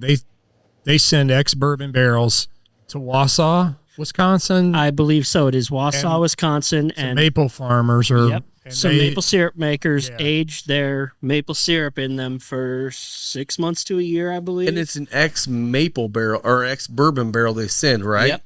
correct. So it starts with a bourbon barrel. Becomes- goes With with the them. maple, then And if you ever had bourbon barrel aged maple syrup, That's fantastic. it's freaking delicious. It's what too. they actually sell in And the that's what gift they do. shop, and Yep. I have a bottle of it, and it is the secret to my barbecue. wait. Yeah, Why yeah. didn't we make pancakes or barbecue? God. Back That's to your pork food. butts? We haven't Yes. talked about it yet. We haven't brought up But food yet today. I'm That's, pretty proud of us. Another thing they also do, being that they're an Illinois brand, they're very big with Binny's. They've done a few collaborations with Binny's where Binny's has brought them. One example, a Tojikai barrel, Japanese oak. And right now they have a cognac barrel from Binny's that has been aging for 2 years. That is going to become a Binny's exclusive pick. But because Whiskeyacres does such a good job with cleaning these barrels so that you're not getting any extra liquid, you're just getting what got trapped in the wood, they can run these finishes out for so long. And instead of getting this overly viscous or thick or really powerful finish, you get a real compliment Yeah, and to what they have. by going for 2 seasons so far, two sets of seasons, you have every season of change with the temperature that allows that barrel to expand and contract and all that stuff. So you're pulling those flavors out of the barrel. You're not pulling it out of the liquid that's in the barrel. So Do you remember the proof on this? On the Oh, maple I finish? don't Probably 120-ish. Yeah, I'd say this I was thought a this little one was higher. higher. It's a little higher, yeah. This was straight. Actually, this one when he brought straight out of the barrel. And Yeah. most of the stuff in this the one. barrel that was resting was between that 118 and 122 proof range. I'm glad it's that high of proof because it needs it. It needs it. Yeah, yeah. Yeah, it is. I think it'd be too sweet if It's not. a sugar bomb already. Yeah, and so having the higher ethanol amount in there really helps balance it out. I mean, completely coats the tongue. But what's amazing to me is that even with a very powerful finish that is, maple, you're still able to find some of that good grain that they really strive for. Oh yeah, Yeah. But you get this wonderful candied sweetness at the end, and it really changes it up. And it's letting you see, all right, this is our baseline. Here is what we can do when we just change it up with a different finish or a different corn varietal. They are proud of the grains, and that is why you will taste the grain. If you don't like grain, you probably really don't like whiskey. I mean, all whiskey's made from grain. Right. yeah. So I will say it being was- the last third of this cigar and drinking this is perfect. yeah. Yes. It's absolutely perfect because I'm getting all these really strong notes from my cigar right now. It's at the tail end. It's got some heat to it. Match that up with the sugariness that you get from this, and it's really nice. I would love to do an old fashioned with this. It No would be sugar. great. Just go straight with Yeah. the whiskey. Yeah. Some So walnut bitters. Yeah. That would be Money, perfect. man. I have a breakfast old fashioned that got me in trouble on Christmas Day, but not me. I got in trouble because I served it to my brother and didn't explain how strong it was. 120 proof. Yeah. So after his third one, he was feeling no pain. Huh? Second one. Second but yeah. one, yeah. Well, that's the one thing about this maple, like with the Nocino, it's definitely more of a mood pour or Yes. a certain type of year pour. This one, you could drink this all year long. I agree. The flavor on it's great. It's not like a specific type of year kind of thing. This would be fine in the summer. It'd be fine in the winter. It's really, really good. I think you just have to be in the mood for some sweetness. You do, and I'm always in Yeah. the mood for some sweetness. But Look what at I me. like, the sweetness. Sometimes when you get these real heavy sugar elements, they start falling into the brown sugar, and then they fall into the molasses, and pretty soon you're starting to get some rum notes. Yes. Yeah. This is not that. This No. is like the grade A syrup, Yes. right? Versus like the grade D thick, Yes. molasses This type is stuff. This is a real testament to how much care they take with every step of their process. Yeah. They really want to make sure that they are letting their whiskey be the star of the show, and letting that barrel or letting that corn varietal, be that second fiddle. The care that is taken by everybody there, from the owners to the tour staff to the bartenders, it is evident when you go there. You will become a fan just because of how well you are treated. This is not a business. This is a family-oriented feeling. That's a really great point, because one of the things I noticed when we were there was everyone that was working that day. And again, we were there on a Monday. They're closed. They're still obviously making whiskey and doing their jobs. Everyone there, you could just tell they enjoy working with each other. This is not a job. This is a passion that every single person there, they have a passion for what they're doing, and they wanted to let the people, us that were there, know we love what we're doing. We really appreciate you coming and supporting us in this too. And it was really, really and good. the relationships that they build with their partners, like the maple syrup makers. I mean, they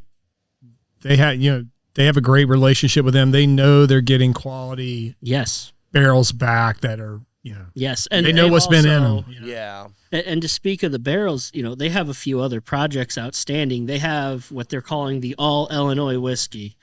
They had a cooperage in Illinois actually build a few barrels out of trees that were fell in Illinois. So it is all Illinois grain in a barrel that was made in Illinois, aged in Illinois. It is 100%. I don't know when that is coming out, but that is a project in their rick house. They've contracted with Adirondack. Just going to bring it up. Yeah, thank you. They've contracted with Adirondack for a couple different barrels as well, which, if you're not familiar, Adirondack builds furniture quality barrels. And it is very evident when you compare an Adirondack barrel to a Kelvin barrel in the rick house. Beautiful barrel. The amount of drips that you'll see on the barrel head, or seat pictures points coming. that you will pictures see. incoming. Yeah. Or the seat points that you will see on the side. These things are built so tight that these barrels are very expensive, but it may actually end up being worth it to Whiskeyacres, because they would actually lose less whiskey to evaporation. Yeah, you have less purely product because loss. of the tight tolerances. I've got some images of that too. I'll throw that up on the be an YouTube page if you're interesting watching YouTube. experiment for them to go through and put barrels side by side and see how much less we lost out of this one compared to that. That would be a fun experiment. And that's my forte, is analytics on that. Like I would love to do that. Like that's my thing. Like. Well, you can tell, like, it's apparent when we walk through those rick houses. Like, you can tell. You can tell different barrels, and it's right above barrel 1 and 2. And speaking of the rick houses, they are not your typical rick house. Well, let's go ahead and get a bottle going around, and we'll jump into the next bottle, and then we'll talk about. Let's go 7 year. 7 year. 7 year right here. So get into the rick houses, the different types of ones that they use. So the rick houses that they use. One is actually an old grain storage bin, and they have... And you see these all over Indiana. The big grain silo, silos, put a roll-up door on the front of it, and now they have poured in and filled in all of the underlayings where, you'd have an auger or a port by which you could get the grain out. They have removed those, filled them in with concrete, and now it is this... probably 300 degrees, around a 360-degree circle. That is all of these barrels in this room. They're stacked 6 or 8 high. Currently, yeah. He mentioned that they were going to go more vertical. Yeah. Yes, they could go more vertical. But they utilize old Quonset huts, which you will see all over the Midwest all the time. And so it is that half circle shape. The old hangers. Yeah, the old Quonset huts that, Grandpa had for a shed on the farm. And that is what they use as their rick houses because of the natural convection that you get in them, but also they're uninsulated. So you are getting the full experience of the coldest cold that you get up in that Midwest area, especially many people here locally in in the Indiana area would say, oh, here in Ingalls or Pendleton, it's fairly flat. No. You don't know flat until you get up there and you can watch your dog run away for 3 days. Yeah. It is flat. Yeah. Shockingly flat. Yeah, which I mean makes sense. The further south, I mean, you get to southern Indiana, we got some hills there going, but yeah, basically from about here north, it's just all flat. Yeah. So they take a lot of care, and that's how they're going to choose to do all of their rick houses. They're not going to build these 6, 7, 8-story rick houses. They would rather keep them all closer to ground level, which if you've ever been on a tour in Kentucky, some of the finest whiskey in Kentucky actually comes from the ground levels where it's able to age longer. Yeah. But because these are uninsulated and open to the elements, you get a lot more interaction without having the altitude and the such as drastic changes, I guess. Yeah. But it makes for a very unique Just experience. watertight. That's it. Yeah. They're just watertight. Watertight, nothing else. Well, Yeah. one of the things that was kind of interesting to me, and they're not standing on any kind of hill and dying on it, saying this is the only one that they do this stuff. But one thing they did say was with the way that those hangars, or what do you call it, the Kwanzaa Kwanzaas. huts, they're just a constant curve all the way around. He said it kind of creates, especially in the summer, you get Convection. that heat and you get that convection kind of thing going around the barrels. It kind of makes sense to me. In Illinois, in northern Illinois, you're not getting as much heat as you might get in southern Kentucky. No. So So what you are getting is a whole lot more humidity. Exactly. So I mean, it's interesting to see that they're doing something a little bit different. And honestly, It works. To be honest, a rick house in Kentucky compared to the cost of one of those Kwanzaa huts, Night and probably day. a lot less for the. Well, they go Kwanzaa. up real quick. I mean, They go up Exactly. quick. And honestly, for them, though, they're not trying to store 50,000 barrels. Exactly. Yeah, that's a big exactly. difference. It They're is. they're storing however much Yet. they have, and Right. they love where they're at. They love what they're doing with it, and it works awesome. Now, with this 7-year, this is the only age-stated product that they have ever come out with. This is 7 years, 107 proof, that same 25, 15, 10 mash bill. And this is probably, they've talked about potentially when they reach a 10-year barrel, they might release some 10-year age-stated stuff. But this will become a perennial release once a year in July. Yeah. These go for $77.77. So Nick said they beat that to death. Yes. Yes. And we've talked about this everything's before. about Eric sevens. has talked about this before. Yeah, it This was is released. 7 year. It was released July 7th, so 7/7 for $77.77.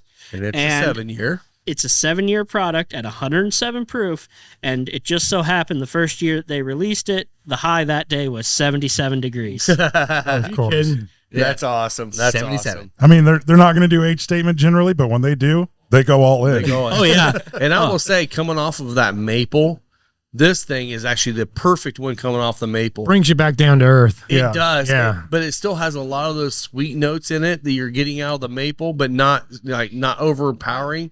But this thing has got so much complexity to it. it does, and that's kind of the beautiful thing of it. This is showing you, yeah, we want to be grain forward, but we can even take this out and really age whiskey and still show you our grain and let you find those traditional big bourbon notes from the barrel. But we want you to know that care was taken when this grain was grown, when it was planted, when it was planned. Well, and you were talking, I think, didn't you just say that the highest age statement they're probably going to release is around that 10-year mark? Yes, and I don't even know if that will be something that they keep up on the regular. No. That is still in their court. I They've will talked say- about it, but they don't want to tie themselves to anything. Yeah, there's one thing that I really, really, really want to try when it gets aged out, and Barrel one. Nick's two boys or new kids, Yeah. boy Two and girl, kids. boy and girl, Twins. I Yeah, don't- boy and girl. twins, boy and girl. I don't know if they are Um, twins, but He has Yeah, barrels he laid down the year they were born, and when they turn 21, they're going to be pulling bottles out for the kids to Yep. drink with dad. I mean, that's freaking amazing. I've and got pics for I that, too. want a bottle of that shit. So Like, that- Nick, I want a bottle, buddy. Well, the cool thing about that, and Nick was telling us that story as he was showing us around, barrel 1 and 2 are on the bottom Yeah. there in the house. And, they're hand drawing, You know, Yeah. they They like trace had their the hand on the kids. barrel. The kids bear. So I told hands, Rob, I yeah. was like, well, if we're lucky enough to get a barrel pick with Whiskey Acres, We're putting our hands. we got to draw our hand. We have to. Like that's just how it Forget is. So, signatures. Everybody yeah. just has to. nobody's trace signing their hand. name. Yeah. Everybody Yes. is tracing their hand, and that is going on the barrel. And we'll come up with a clever name. But for that comes back But- to the family aspect of this distilleries. Like, Yeah. Yes. it's all about tradition, legacy, and Oh, that's- family and with them. and I mean, to really bring that home, you have the fact that they are a fifth generation family farm. They are not new farmers. They have been at this for well over 100 years at this point. And farming is inherently a family thing. And so to see that really extend all the way from we're planting this seed into the ground to they have people come in, volunteers, and that's how they bottle. They hand bottle everything off of volunteers coming in that are given, 2 or 3 pours for free, and I think they get to go home with a bottle. You get lunch, you get a bottle. Yeah. Stand by for images. Yeah. Yeah, I've got some video of the bottling line. It's pretty cool how Well, one of that's done. I think one of the reasons I really connected well with Nick and Jamie and Rob and all those guys, for me, was I feel like their model is very similar. We like to support small business, small brick and mortars, local businesses, even down to we went to lunch at a local place called Tom and Jerry's. Absolutely Some of the wonderful. best freaking food I've ever had. I had a A euro. It was a Euro patty melt, and I'm like, the Euro. If you ever had Euro meat, sometimes it's a little bit chewy, a little bit. No, was this not stuff was that. falling apart like brisket in your mouth. Absolutely delicious, and that's where they went. That's where they took us to lunch. Shout It's out like- to Tom and See, now- Jerry's. Shout out Tom Tom and Jerry's. Jerry's. My Now we're God. talking about food, so we It's finally like- got there. It's like Now it's- everything's normal in the world. Dude. And I this will is say, better than Nick told me because the sandwich was massive. He's like, I will tell you right now, tomorrow Take it when home. you eat the rest of that, it'll be just as good, if not better. And I will tell you, it was That's as the good, best if not part, better. yeah. It was amazing. I hate So- wasted leftovers, man. Me Like, too. Me But too. And it's like a better Portillo's. Yeah. You Oh, know, it was like, way better. yeah, Way it's better. Italian beef, but it's a nice local place. Like it's fresh stuff. Yeah, It's we, good. we actually drove by Portillo's and there's like nobody in the parking lot, and then you get to Tom and Jerry's and there's nowhere to park. Yeah, it's packed. Yeah, no, Yeah, that was but, great. They treat you so well, and that's the thing. If you go there and you find a cocktail that you like, that any bartender there will happily write down the exact recipe that you need so that you can go make that at home. They don't hide a dang thing. No. Oh, you they can find it are- on their social media. Yeah, I mean they've got the yeah, whole menu. that's right. They do publish them. because like the cocktail list that they have is it's just a chalkboard. Yeah. but it says what's in it, and that's awesome. It I mean, like is. it's crazy. Yeah, they're only open on the weekends, right, Eric? Yes. Friday to Sunday. But they're chock full of events. So when you go there, if you're ever in Chicagoland area, you want to swing by, get on, go to their website, go to their social media. They have so many events going on. All the time. It's Yeah. And they have food trucks out there. And during the it's summer, an experience. Yeah, you during should definitely go. During the spring, summer, and fall, they have solo stoves set up all over. I think they probably have 8 or 10 of them, I think. Oh yeah. Yeah. And they have just chairs set up around them. You're going to go sit down at a solo stove. There might be 6 chairs there. All right, cool. You're going to make, if you're there with, your significant other, your buddy, you're going to make yourself Comfort. a couple new friends. Yes. And you're going to sit there and enjoy it. They provide all the wood. You might just have to walk down to the crate and grab another log to toss in there yourself. That's But- cool. Yeah. They will come. They will serve you your drinks there. The atmosphere is always phenomenal. The food Yeah. truck options that they bring out there, they keep them rotating so you're not locked into the same thing every time. And I'll tell you, so what we're saying here is if you have a bourbon club or if you have a group of buddies that like to go to distilleries, this is a destination spot to go to. Make a trip up there. It's about 4 hours from here, 3.5 hours Yeah. from here. 3.5. It wasn't bad. Yep.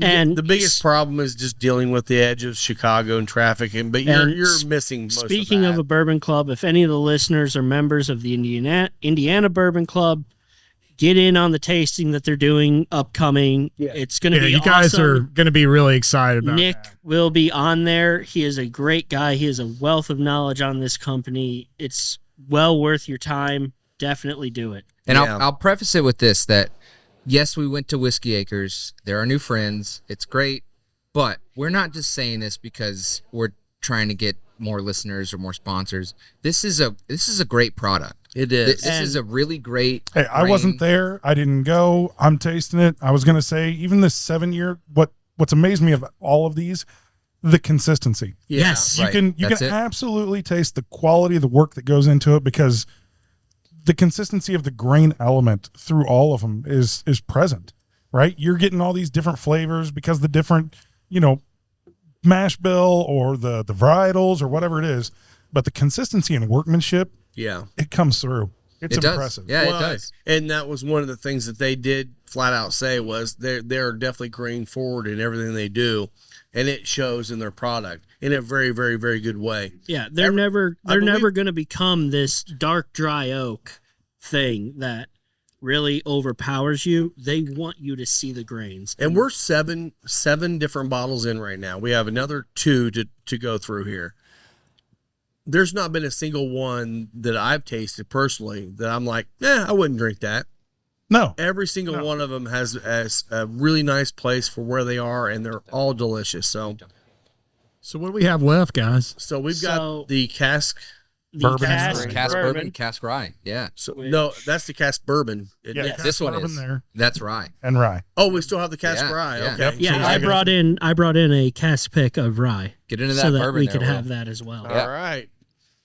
So yeah, Lisa's again, going like, to be working for So- Lisa Chloe working today for me. So the pour that they are pouring up right now, this is what is called Distiller's Reserve. This is about the only bottle that ever ends up being only distillery, and that is because it is picked by one of the distillers or owners, and they do these rotating, so they're going to change every time that you're there and whatnot. This one was actually picked by Nick Nagley. You can tell that by it's got the NN on the label. It's got NN Shout out to on the Nick. label. Shout out to Again. Nick. It just gives me no reason to drink. Yeah. Drink. And Rob, what is Rob's last name?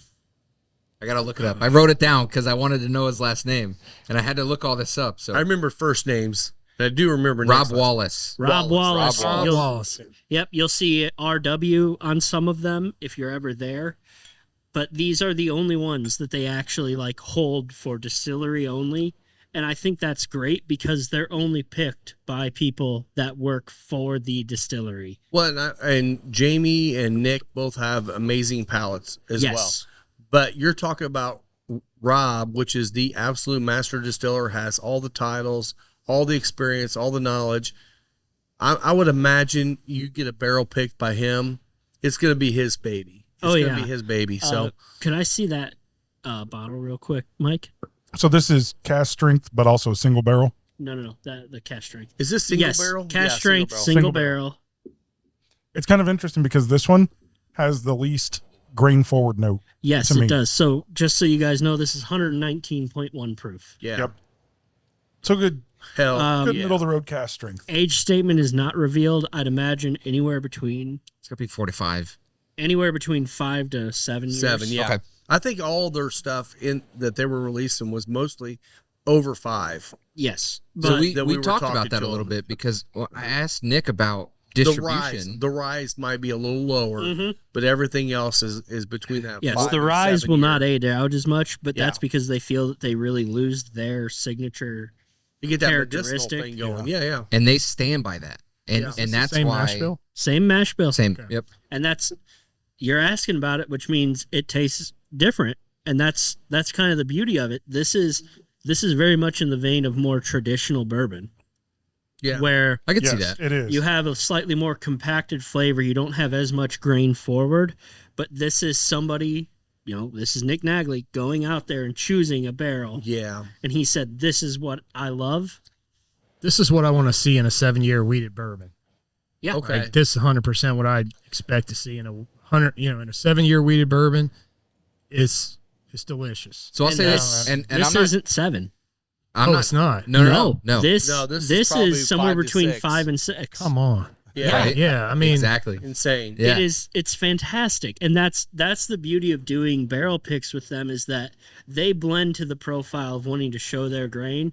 but boy, do their legs really stretch when they get to go and do single barrels, because the amount of variety that they can show off from one mash bill just based off of different locations and how the seasons have gone over the past 5 years. Yeah.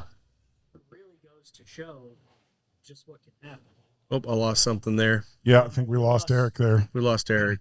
Yeah, these single barrels are, if you decide you want to do a single barrel pick with them down the road, any of the bourbon clubs, We will be doing one.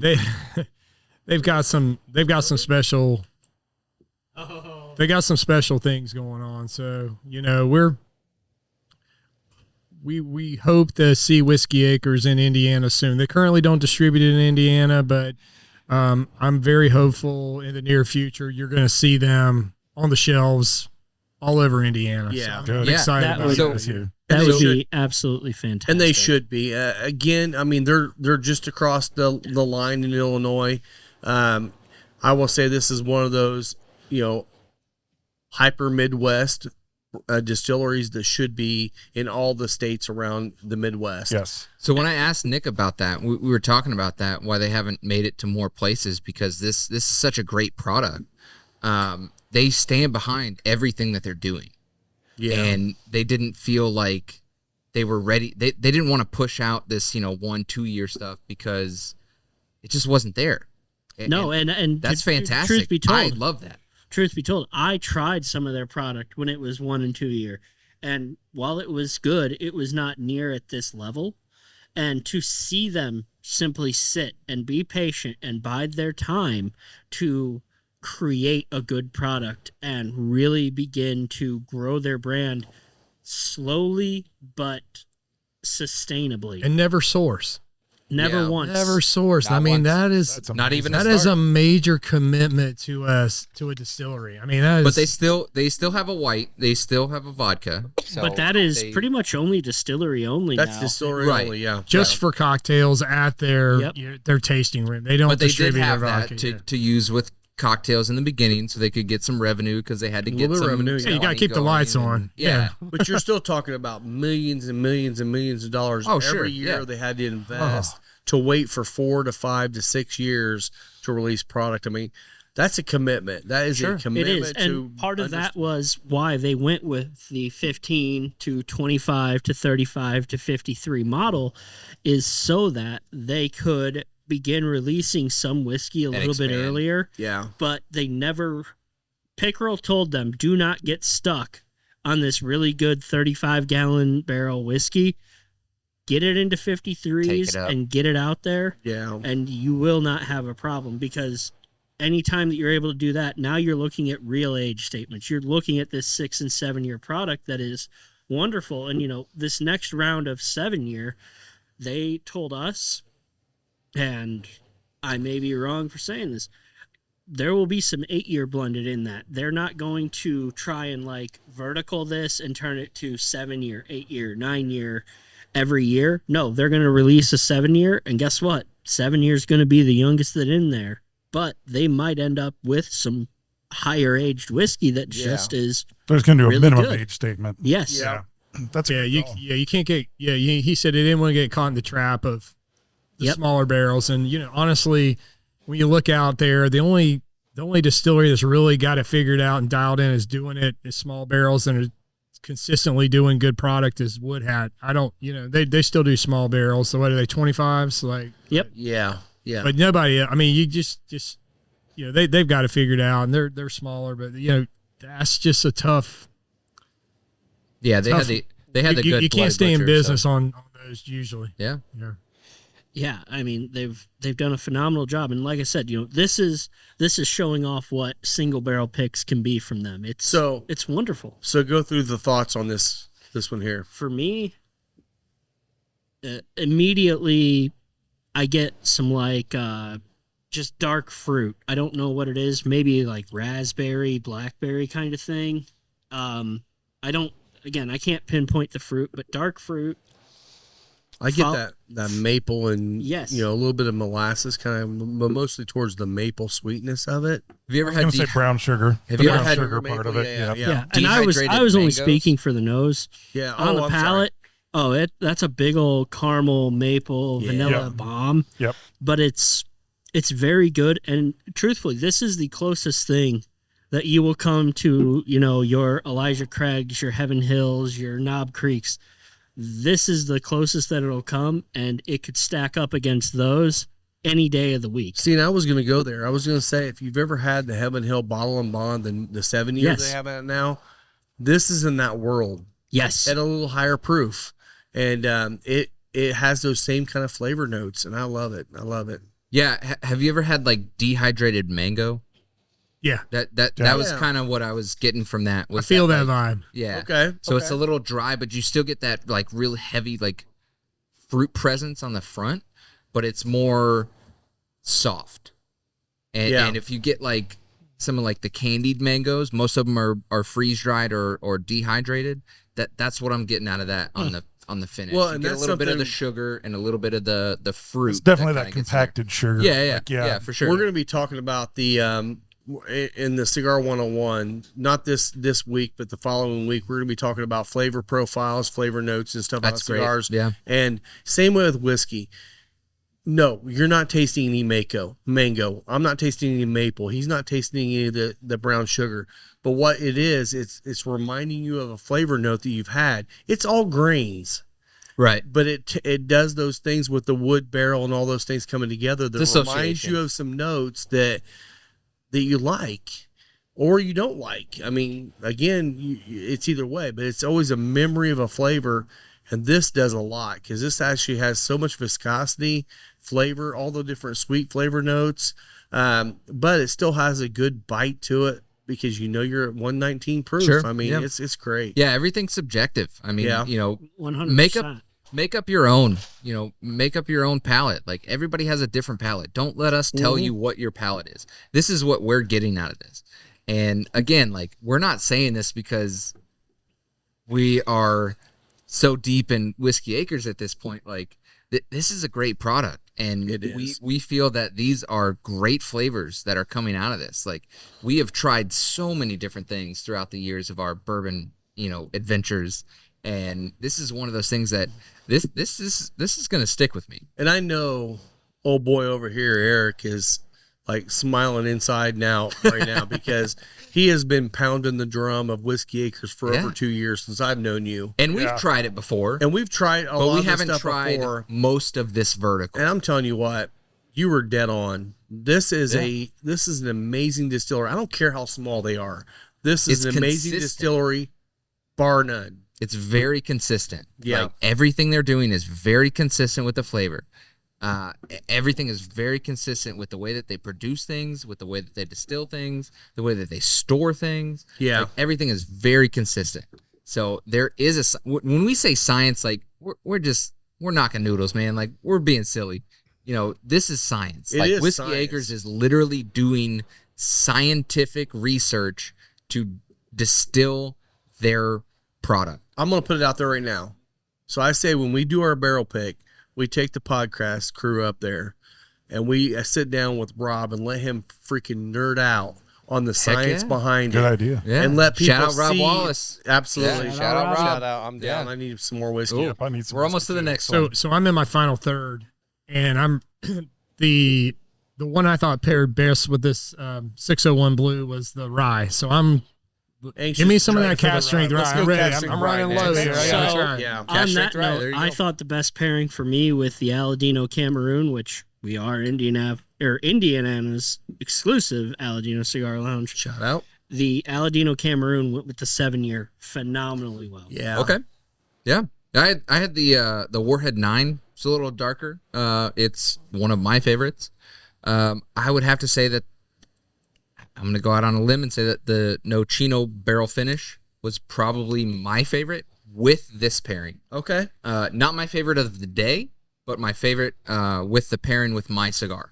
I would say for me, I got a lot of those nutty notes. it's been, I love the Nochino with this one, but I felt like this last cast strength bourbon and the 7-year were like perfect with this Habano knuckle sandwich. I would have said the Nochino as well. Nochino. I mean, I talked about it when I was smoking the final third of my cigar, and What were you smoking?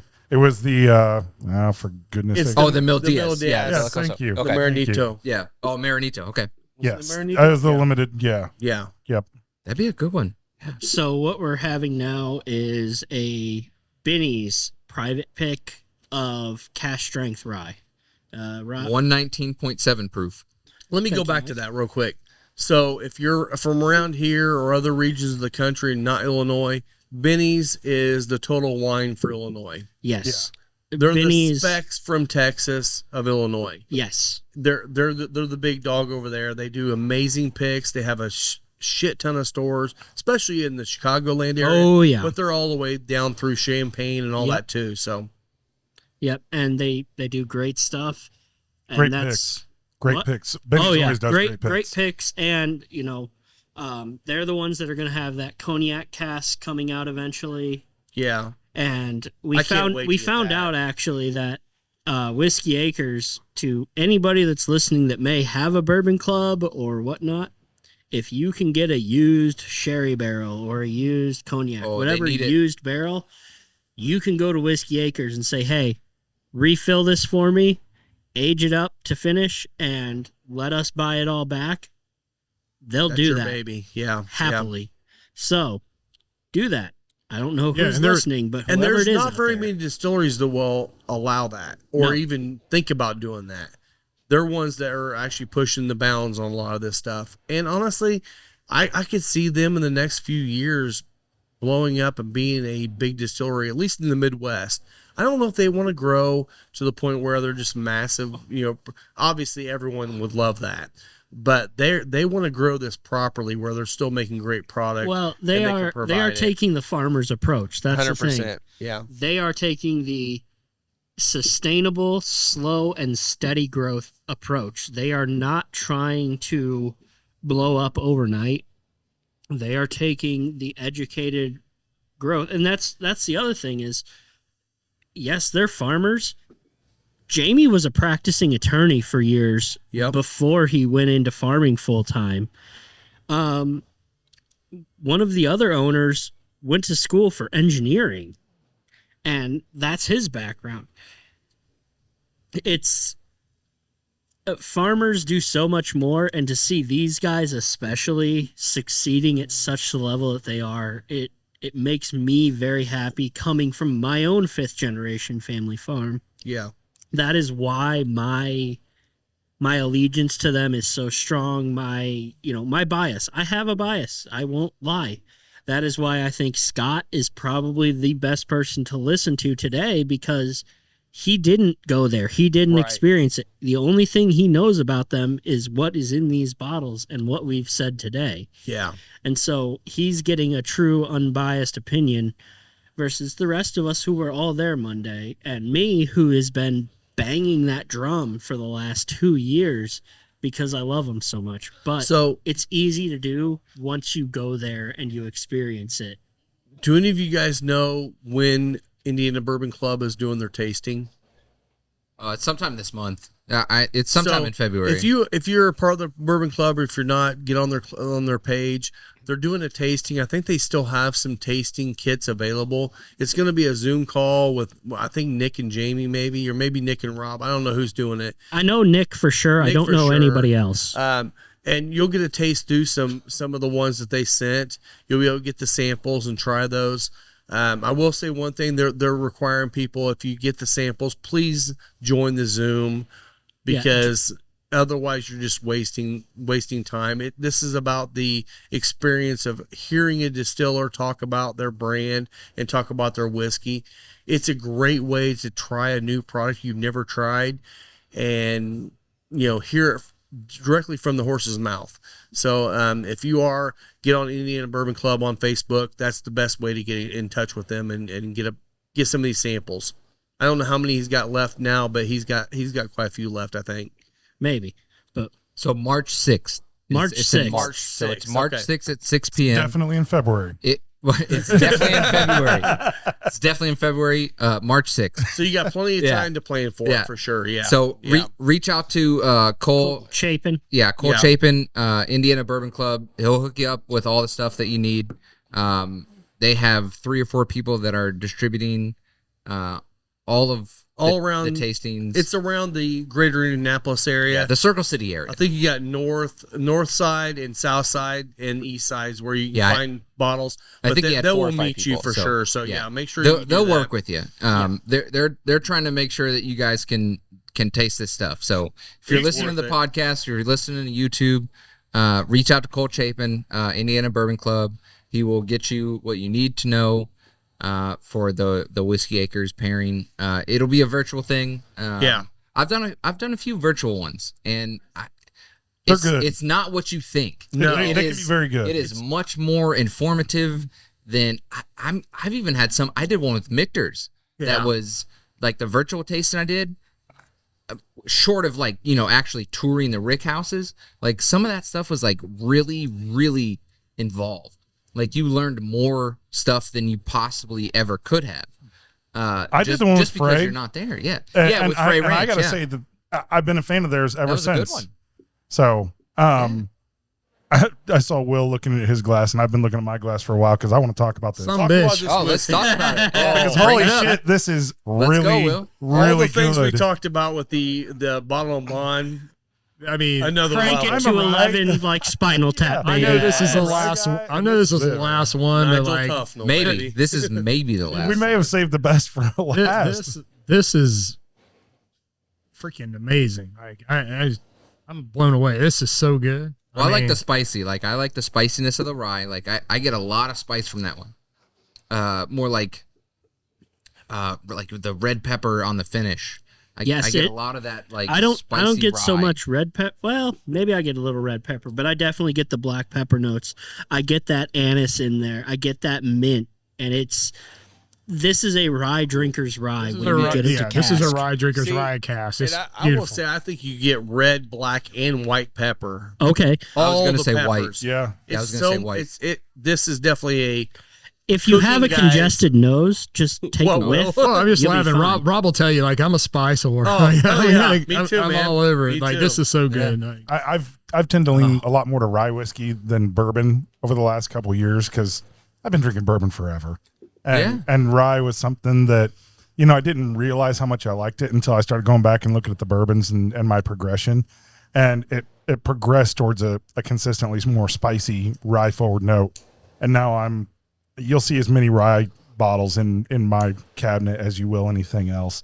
This is absolutely delicious. Well, So and with good. the wheat, like I know me and Rob, we're not big wheat fans. So we have, over the last couple of years at least, we have developed this palate that has grown with the wheated bourbons. I agree. And this one has absolutely opened up our mind into more wheated bourbons because I know you've this said one this is way many more times. balanced. profile. What's the blend on the rye again? Do you remember? Blend on the rye. The mash bill Or is mash bill, 75% rye, 25% corn.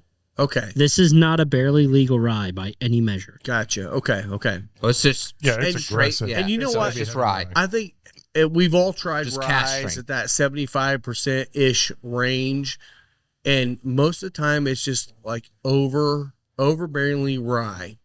But most of Nothing them are wrong not with barrel that if proof you like it. or That's cask great. strength.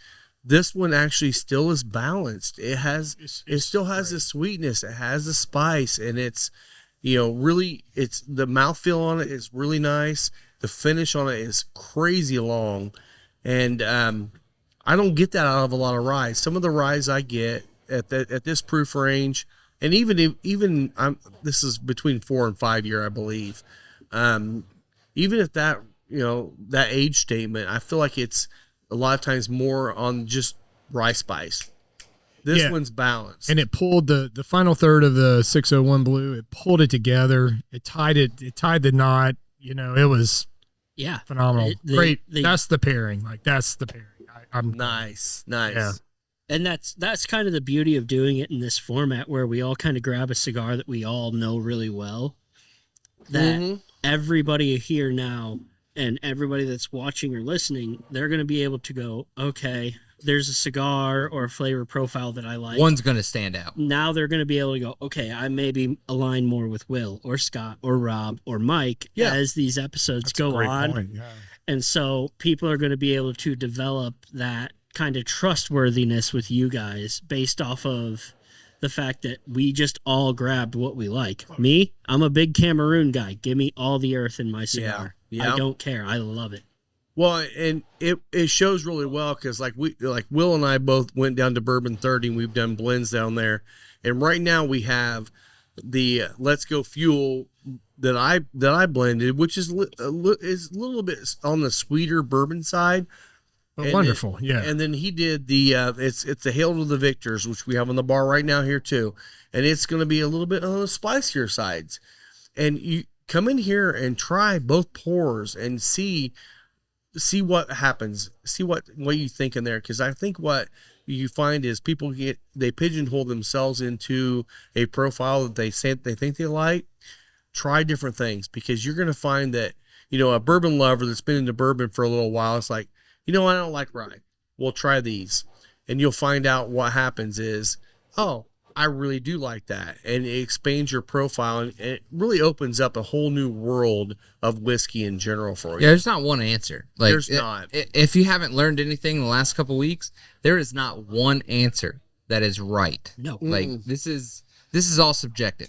Like, No, everybody and- has their own palate with whiskey. Everyone has their own palate with cigars. Hey, if And you yeah, so, you know, we're why hoping to you have try Jack things. on here at some point. So we'll Yeah. talk to Jack about can- pairings you can- with whiskey. So you can love Buffalo Trace, you can love Heaven Hill, they're all great. that's fine. Yeah. We're not knocking that at all. Yeah. They're No. great, but don't close your mind off to all these other distilleries that are crushing it out there that are making great whiskey. Right. Like, try I didn't something like- different. Yeah, Yeah. I And didn't if- like wheat. I did not like wheated bourbon.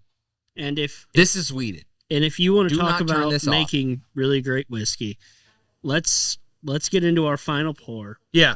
Before And- we go to that, let's go ahead and start pouring. So we're going to be doing the White Dog, and we'll talk about that in a second. One thing I wanted to let you guys know, we're stupid excited about this, and maybe we're more excited than we should be. But I think we just know more. we actually so Final Third Cigar and Whiskey Lounge, we were actually nominated as the top 11 cigar bar lounges in America. I thought it was supposed to be Midwest, but there are lounges from California, Arizona, South Dakota, Florida, and Ingalls, Indiana, baby. And we were nominated for the best cigar lounge of the year for PCA, which PCA is the Premium Cigar Association. We're going out in Vegas.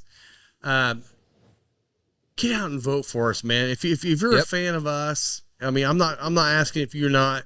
Get out and vote for us. It would be amazing to put Central Indiana on the map as a destination place to come and check out cigar lounges. We have a lot of great cigar lounges in our area.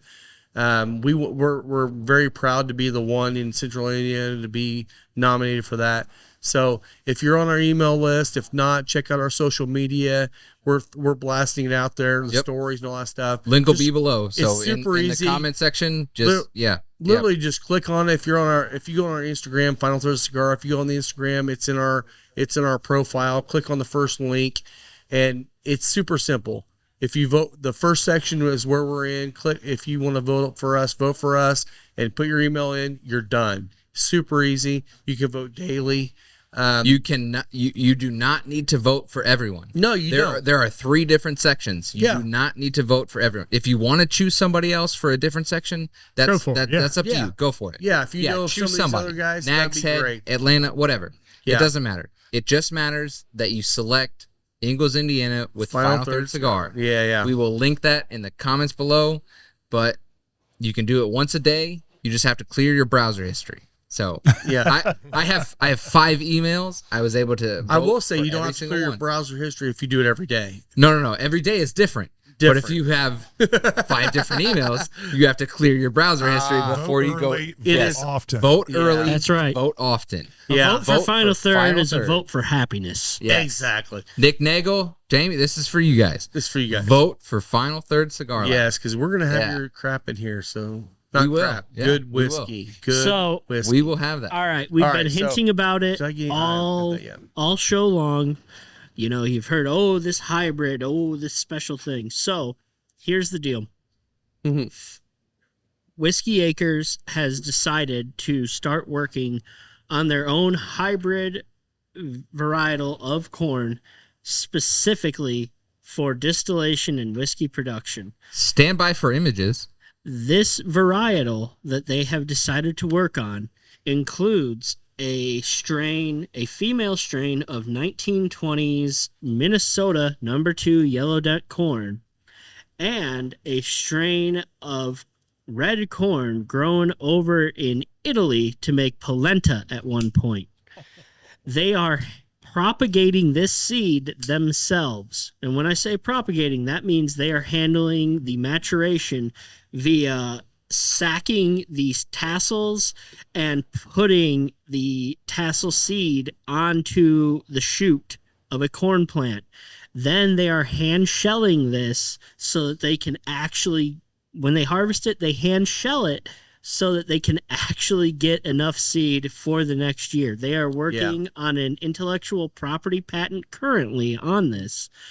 And the white dog that they have produced might be some of the best that I have ever tasted, hands down. And again, this comes from a very biased opinion, so please listen to the others around this table. Yes. Listen to Scott. The aroma already. Oh, Wow. Phenomenal. I mean, So- wow. what's cool is they're only in their third season on this varietal they created.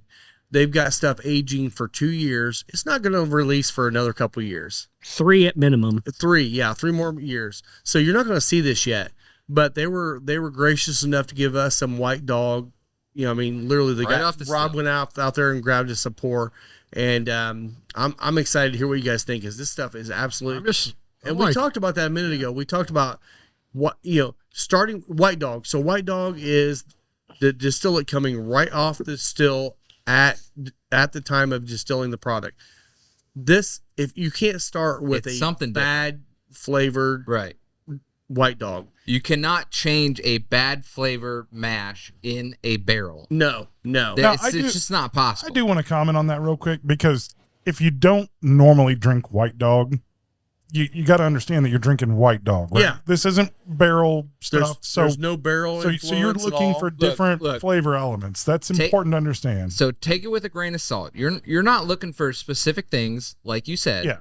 But It's not going to be bad. You're just going going to have to back to understand it's white dog. But then once you've tasted a can't couple white fix dogs, bad. you're going to go, okay, this is really a good white dog, right? This has, because, if you're dealing with sour mash, it's going to have sour notes, right? That's sour mash. And a lot of those sour notes go away because the barrel adds all that nice sweetness and vanilla. And if you're not used to it, then you're going, what the heck is this white dog crap, man, this right? is It doesn't really matter. sour. Yeah, but you taste a few white dogs and then you start to realize, yes, there is good white dog and there is bad white dog. Yeah. And there is there no is. question about that. Yeah. you can't fix that. Like, it doesn't matter the char in the barrel. It doesn't matter the age. Like, you And I cannot just want to fix smell this. bad. Like, Oh, just it's so good. continuously. I don't even know that I want to drink it yet. It's fruity, it's floral, it's the sweet corn note you get. Obviously, I mean, It might be one of the most flavorful white dogs I've ever come across. Yeah. And again, I may be the biased opinion in this group, but at the end of the day, I've tasted a lot of different whiskeys, and that white dog might be some of the best that I've ever tasted. And I will tell you right now, if you ever go on a barrel picker, if you ever go on a distillery tour, there's no harm in asking, can we try your white dog? A lot of, especially small distilleries, they will allow you to try their white dog. Try it, because you get a better appreciation of what they're creating from that white dog in the finished product. Yeah, most of them are forthcoming. They are. And they They know. want to spotlight it. Yeah, they yeah. know. They want to spotlight that because that is not going to change the fact of like what their mash is Yeah. in their aging process. And I think the important thing is to taste the white dog, and then, especially if you can taste a white dog of a product that they've already had in barrel for 5 or 6 years, and you can taste the finished product.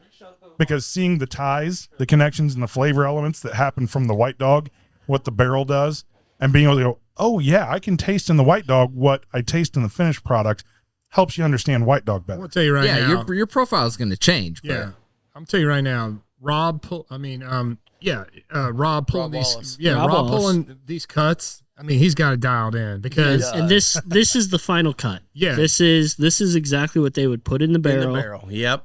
And this is where the science comes in. the thing is, a lot of people, I'm sure plenty of people have smelled moonshine, tastes like or smells like straight acetone, alcohol, ethanol, just terrible. This I want to live in the nose of because there is somehow a floral and So fruity floral. note So floral. Absolutely. that is I would say it way is more fruit. beautiful. Well, and just so you guys know that maybe you've never tried White Dog, proof on this.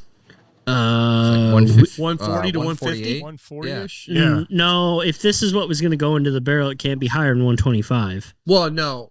I don't think This he's was cutting right that, off though. the still. This was off the still. Oh, it So you're was. talking I don't think he's 150 to proofed it. 1. Yeah, in proofed that it Well, down. then this is like range. 140ish. Okay. Yeah. Yeah. So I you're think it's talking, 140-ish. Yeah. You know, And if we High are proof. wrong, I will reach out to Nick after this, and Sorry, you can, Nick. You can throw up an addendum. I just if like needed. even Asterisk. the oily mouthfeel of it. Yes, It was shocking because to get that from White Dog, to get that kind of mouth coating from that is just and acceptable. that speaks to that quality and consistency that we've been talking about all day. Is the fact that this is a White Dog that you actually want to drink. Yeah. Yes, it's high in proof, and yeah, you get that big old hug right here in your chest. But at the end of the day, there is real flavor there. You're not trying to let the barrel cover up anything. Yeah. That barrel is there to give it color and give it nuance, but they have dialed in their distillation process so well that their uncut spirit is so damn good. Yeah, don't They're let all the in. yeah, don't let the Yeah. don't let the barrel screw this up because like that's what right. I'm like. That's the only thing I'm thinking is like, yeah, the barrel could make this. Can't make it. I mean, if it makes it better, hell. oh, it's going to Oh, be. it can't like, make it worse. yeah. There's no way it could make it worse. But imagine tasting this. I'd really like to go up there 2 years from now and Oh, we get will. a pull from Oh. the barrel at like a 2-year. Scott, when do you want to go? Will you? oh no, Yeah, No, well, they already have it's- stuff. Oh, they've in already the have past. some. Yeah, Okay. They yeah. have 2 So years. it- Yeah, so it's- that to me, I mean, you kind of look at it and you go, okay, is there a way to make So that's the 2-year thing. bourbon that is No. It's not 2 years. No. So like they're looking at 25, 26 for release for this. Oh, Like, wow, This okay. is not 2-year release. Like this is something no, that not a they've been 2-year release. I working mean, on. like if you go up right now and they have 2-year in the barrel, Oh, okay. I want to Okay. taste Yeah, it and find out because anytime you get like a 2-year whiskey, you can get a 2-year rye that can You- be pretty good. But a You would 2-year have bourbon- to love up on somebody pretty good, I think, to get them to drill into a barrel that day for you. Hey, That's Nick, the hey question. Nick, we love you, buddy. we want to try this We out. would the love to barrel. have a sample. Nick, just one of I these have little no samples. shame and no boundaries. Just tell me what it's going to take. We just want to taste what it's like in the barrel. You know, that would be a really fun thing to bring them on sometime and talk Yeah, about that. absolutely. Is like, because you know that everyone, they try their stuff as it goes. They want to see Yeah. where it's heading. Yeah. It'd be fun to talk to them about where it's heading and maybe try some at a 2-3 year I want to know. I want to know the mixture. So, like, with talking about Adirondack barrels, I want to know, like, did they spread this out between the different, I would imagine that they're probably going to start these all in those Kelvin barrels that they're getting. Yeah. Which is their big dog. Yeah. Only I because wanna they see want. if they spread it through the cooperages. I think they want to spread this just on the baseline, see where they're at, Yeah. and at the same time they're watching and seeing what the Adirondack is doing. And if their Adirondack works out, they will end up putting this in there because they have spoken and said that at a certain point, this hybrid varietal, which has no name and is in process of getting an intellectual property patent put on it so that it is their specific varietal. It is not Joe Schmo from Kokomo can't go buy this without licensing it from them or however they choose to deal their deals on the back end. They are going to start this in the Kelvins and then they will start doing the experiments once they see that everything is exactly what they think it is. And quite frankly, if this is what the White Dog is pulling, you're That's going insane. to end up with an amazing product. Yeah. This is innovation. This is what Yes. we talk about with craft. Like you can't just sit back on what you've done. You've got to innovate. You've got to be constantly looking at new, better things. This is it. This. Well, Is this- it. They're not sitting on their laurels. This is what they do. This- Yeah. This is why seeing farmers take on distillation is so cool because farmers understand crop genetics. You're not going to your local grain co-op and buying bulk grain. Right. No, these guys are going, all right, We've made good. How can we make better? And they are hand selecting these varietals to create this. I mean, the first batch that they ever grew didn't even get distilled because they didn't have enough. Yeah. They needed to propagate it themselves so that they could replant everything next year. Hence why they're shelling it and getting all the kernels off the cob, Right. so that they can actually fill the planter box next year to grow this. So that was a story he told us. It was amazing. We actually go, full circle here. So we were talking about earlier how, deer and birds come in and eat corn. They started planting this stuff, and, birds don't care. They want to eat everything. Yeah. Deer, they want to eat everything. What happened was they planted their first crop of this, and all the birds came on to those acreage of this varietal, ate it all up, and didn't touch any corn around there at all. They didn't care about the green. They wanted. They didn't care about the green Oaxacan. They didn't care about the blue popcorn. They didn't None care of it. about the sweet corn. They didn't wanted care. the hybrid. They didn't care about a other thing in the world except this varietal that they created themselves. So that first year, that's one of the things they're working on right now, is trying to figure out how to deter all these freaking animals from eating all the corn. Well, not even they're that, attributing. I mean, they're basing that they're going to lose 20 to 25%. So they're just automatically planning 25% more because they're going to lose 25%. Yeah. Yeah. So they know that they're going to lose whatever they're going to lose, 15 to 20%. So Jamie's like, well, I'm going to plant more, 20% more. Like, Yeah, and Okay. they're essentially, it's like the angel share that, you talk about in a barrel. You lose 25, 30%, whatever it is. They're going, all right, the animals want 30, fine. We'll give them their 30, and we're going to just keep her going. 120. Yeah. I'm like, I'm going to kill some birds. I'm going to kill these guys. We now have the crow share. Yeah. The crow. Yes, the crow share. Yeah. There it is. So, And Eric, I hey, wanna if you come back- use that, Jamie or Nick, at least give us a shout out. Hey, that's our pick name. Yes. Yeah. So- Crow shared. We're going to trace our hands and I wanna No, it's the come hand back pick. To Eric and talking about the farm and Rob, what you've mentioned about this being, such a family oriented thing. Yeah. These kinds of things where farmers become distillers, Yes. or farmers, families become organic farmers, or whatever it is that's their specialization. That's the thing that is actually saving small family farms in America right now. It is. And when we talk about these guys being hands-on, when you stand in the distillery parking lot and you look to the east, there's a row of pine trees. And behind that row of pine trees, that's where Jamie lives. And I guess a few roads over is where Nick lives.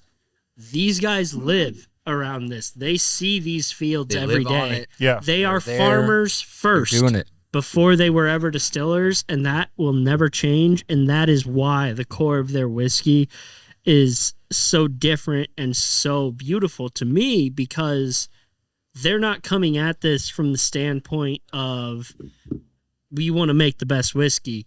No, they're coming at this from the standpoint of we want to grow the best grain to make the best whiskey. Yeah. So it's delicious stuff. As the guy who didn't go on the trip, I gotta say I'm massively impressed. This is the first time I've had them, and man, good job, guys. Yeah. Good job. I think it's great. All of it, everything from start to finish, from seed to spirit. Yeah. Yeah. Yeah. Yeah. Great whiskey isn't made; it's grown. It's grown. Yeah. And I that's, think all of this, it's all of it is perfect. Like, to me, that's not wrong. as a farmer's kid who decided to become the black sheep and become an engineer, that resonates with me very, very much. And I think that there's a lot of people that would resonate with who grew up in these rural farm towns and understand how farms really work.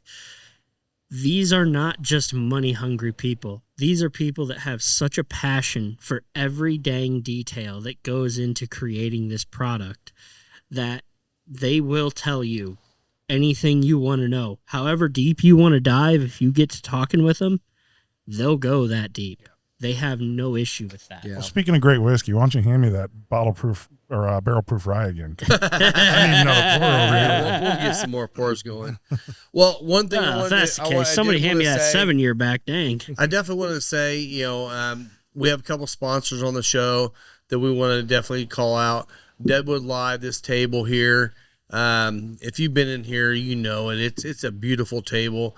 Deadwood Live, it's on Facebook. Go on there. He can make you a very unique table, chairs, whatever you want to for your home bar or your home dining room, whatever you like. He can make that stuff for you. Live Also, edge, bourbon barrel, anything. live edge, all of it, man. Come check out the shop. There's barrel seats. There's the live edge table. Like there's the You can see barrel it all top. here, Like yeah. you can see it all at Final Third. Yep. And then also Aladino. We're an Aladino lounge here in Ingalls, Indiana. And Indiana's exclusive. Indiana exclusive, yeah. So, definitely come in and try their products here. They're starting to expand out a lot more and grow. We love being partners with them. So definitely check them out too. We want to just thank all of you guys for sponsoring us. And A new sponsor actually on the show. We got a new sponsor. Sure. Both are visuals. And, Both are visuals. It's Spencer Lee's. Spencer Lee's. Yeah, Spencer Lee's. Yep, new Spencer sponsor to Lee's. the show. So talk a little bit about Spencer Lee's for us too, because I want to make sure we get that out there. We got Spencer Lee's dog treats, Dog leashes, treats. collars, harnesses, Yeah. anything you need. Yeah. We're doing freeze dried dog treats. Yeah. It's great stuff. My dogs They're love great. them. They're great. fantastic. Scott's dogs love them. Yep. Yeah. Look, this is stuff that is single ingredient treats, allergy stuff. That's Yeah. great. Yeah. Like Check out Spencer Lee's for sure. Yeah. we're Yep. doing heavy duty biothane harnesses, heavy duty biothane leashes, heavy duty biothane collars, anything. Yeah. Even toys. Even toys. toys, We've yeah. got balls. We've got chews. And where can they find Everything. you? Check it out. You can find us on Spencer Lee's at Spencer Lee's on Instagram, Spencer Lee's on Facebook. You can find us at Spencer Lee's on everywhere. The internet. You can find us Google on them. both our visuals. Everywhere. Find us everywhere. Everywhere. Yeah, Rob, where can they find you? Yeah. Find me on Instagram at Final Third Cigar. Yeah. Eric, where can they find you, bud? They can find me on Instagram at either Jans, Jans 94, or the Bourbon Cowboy 72. Shout out.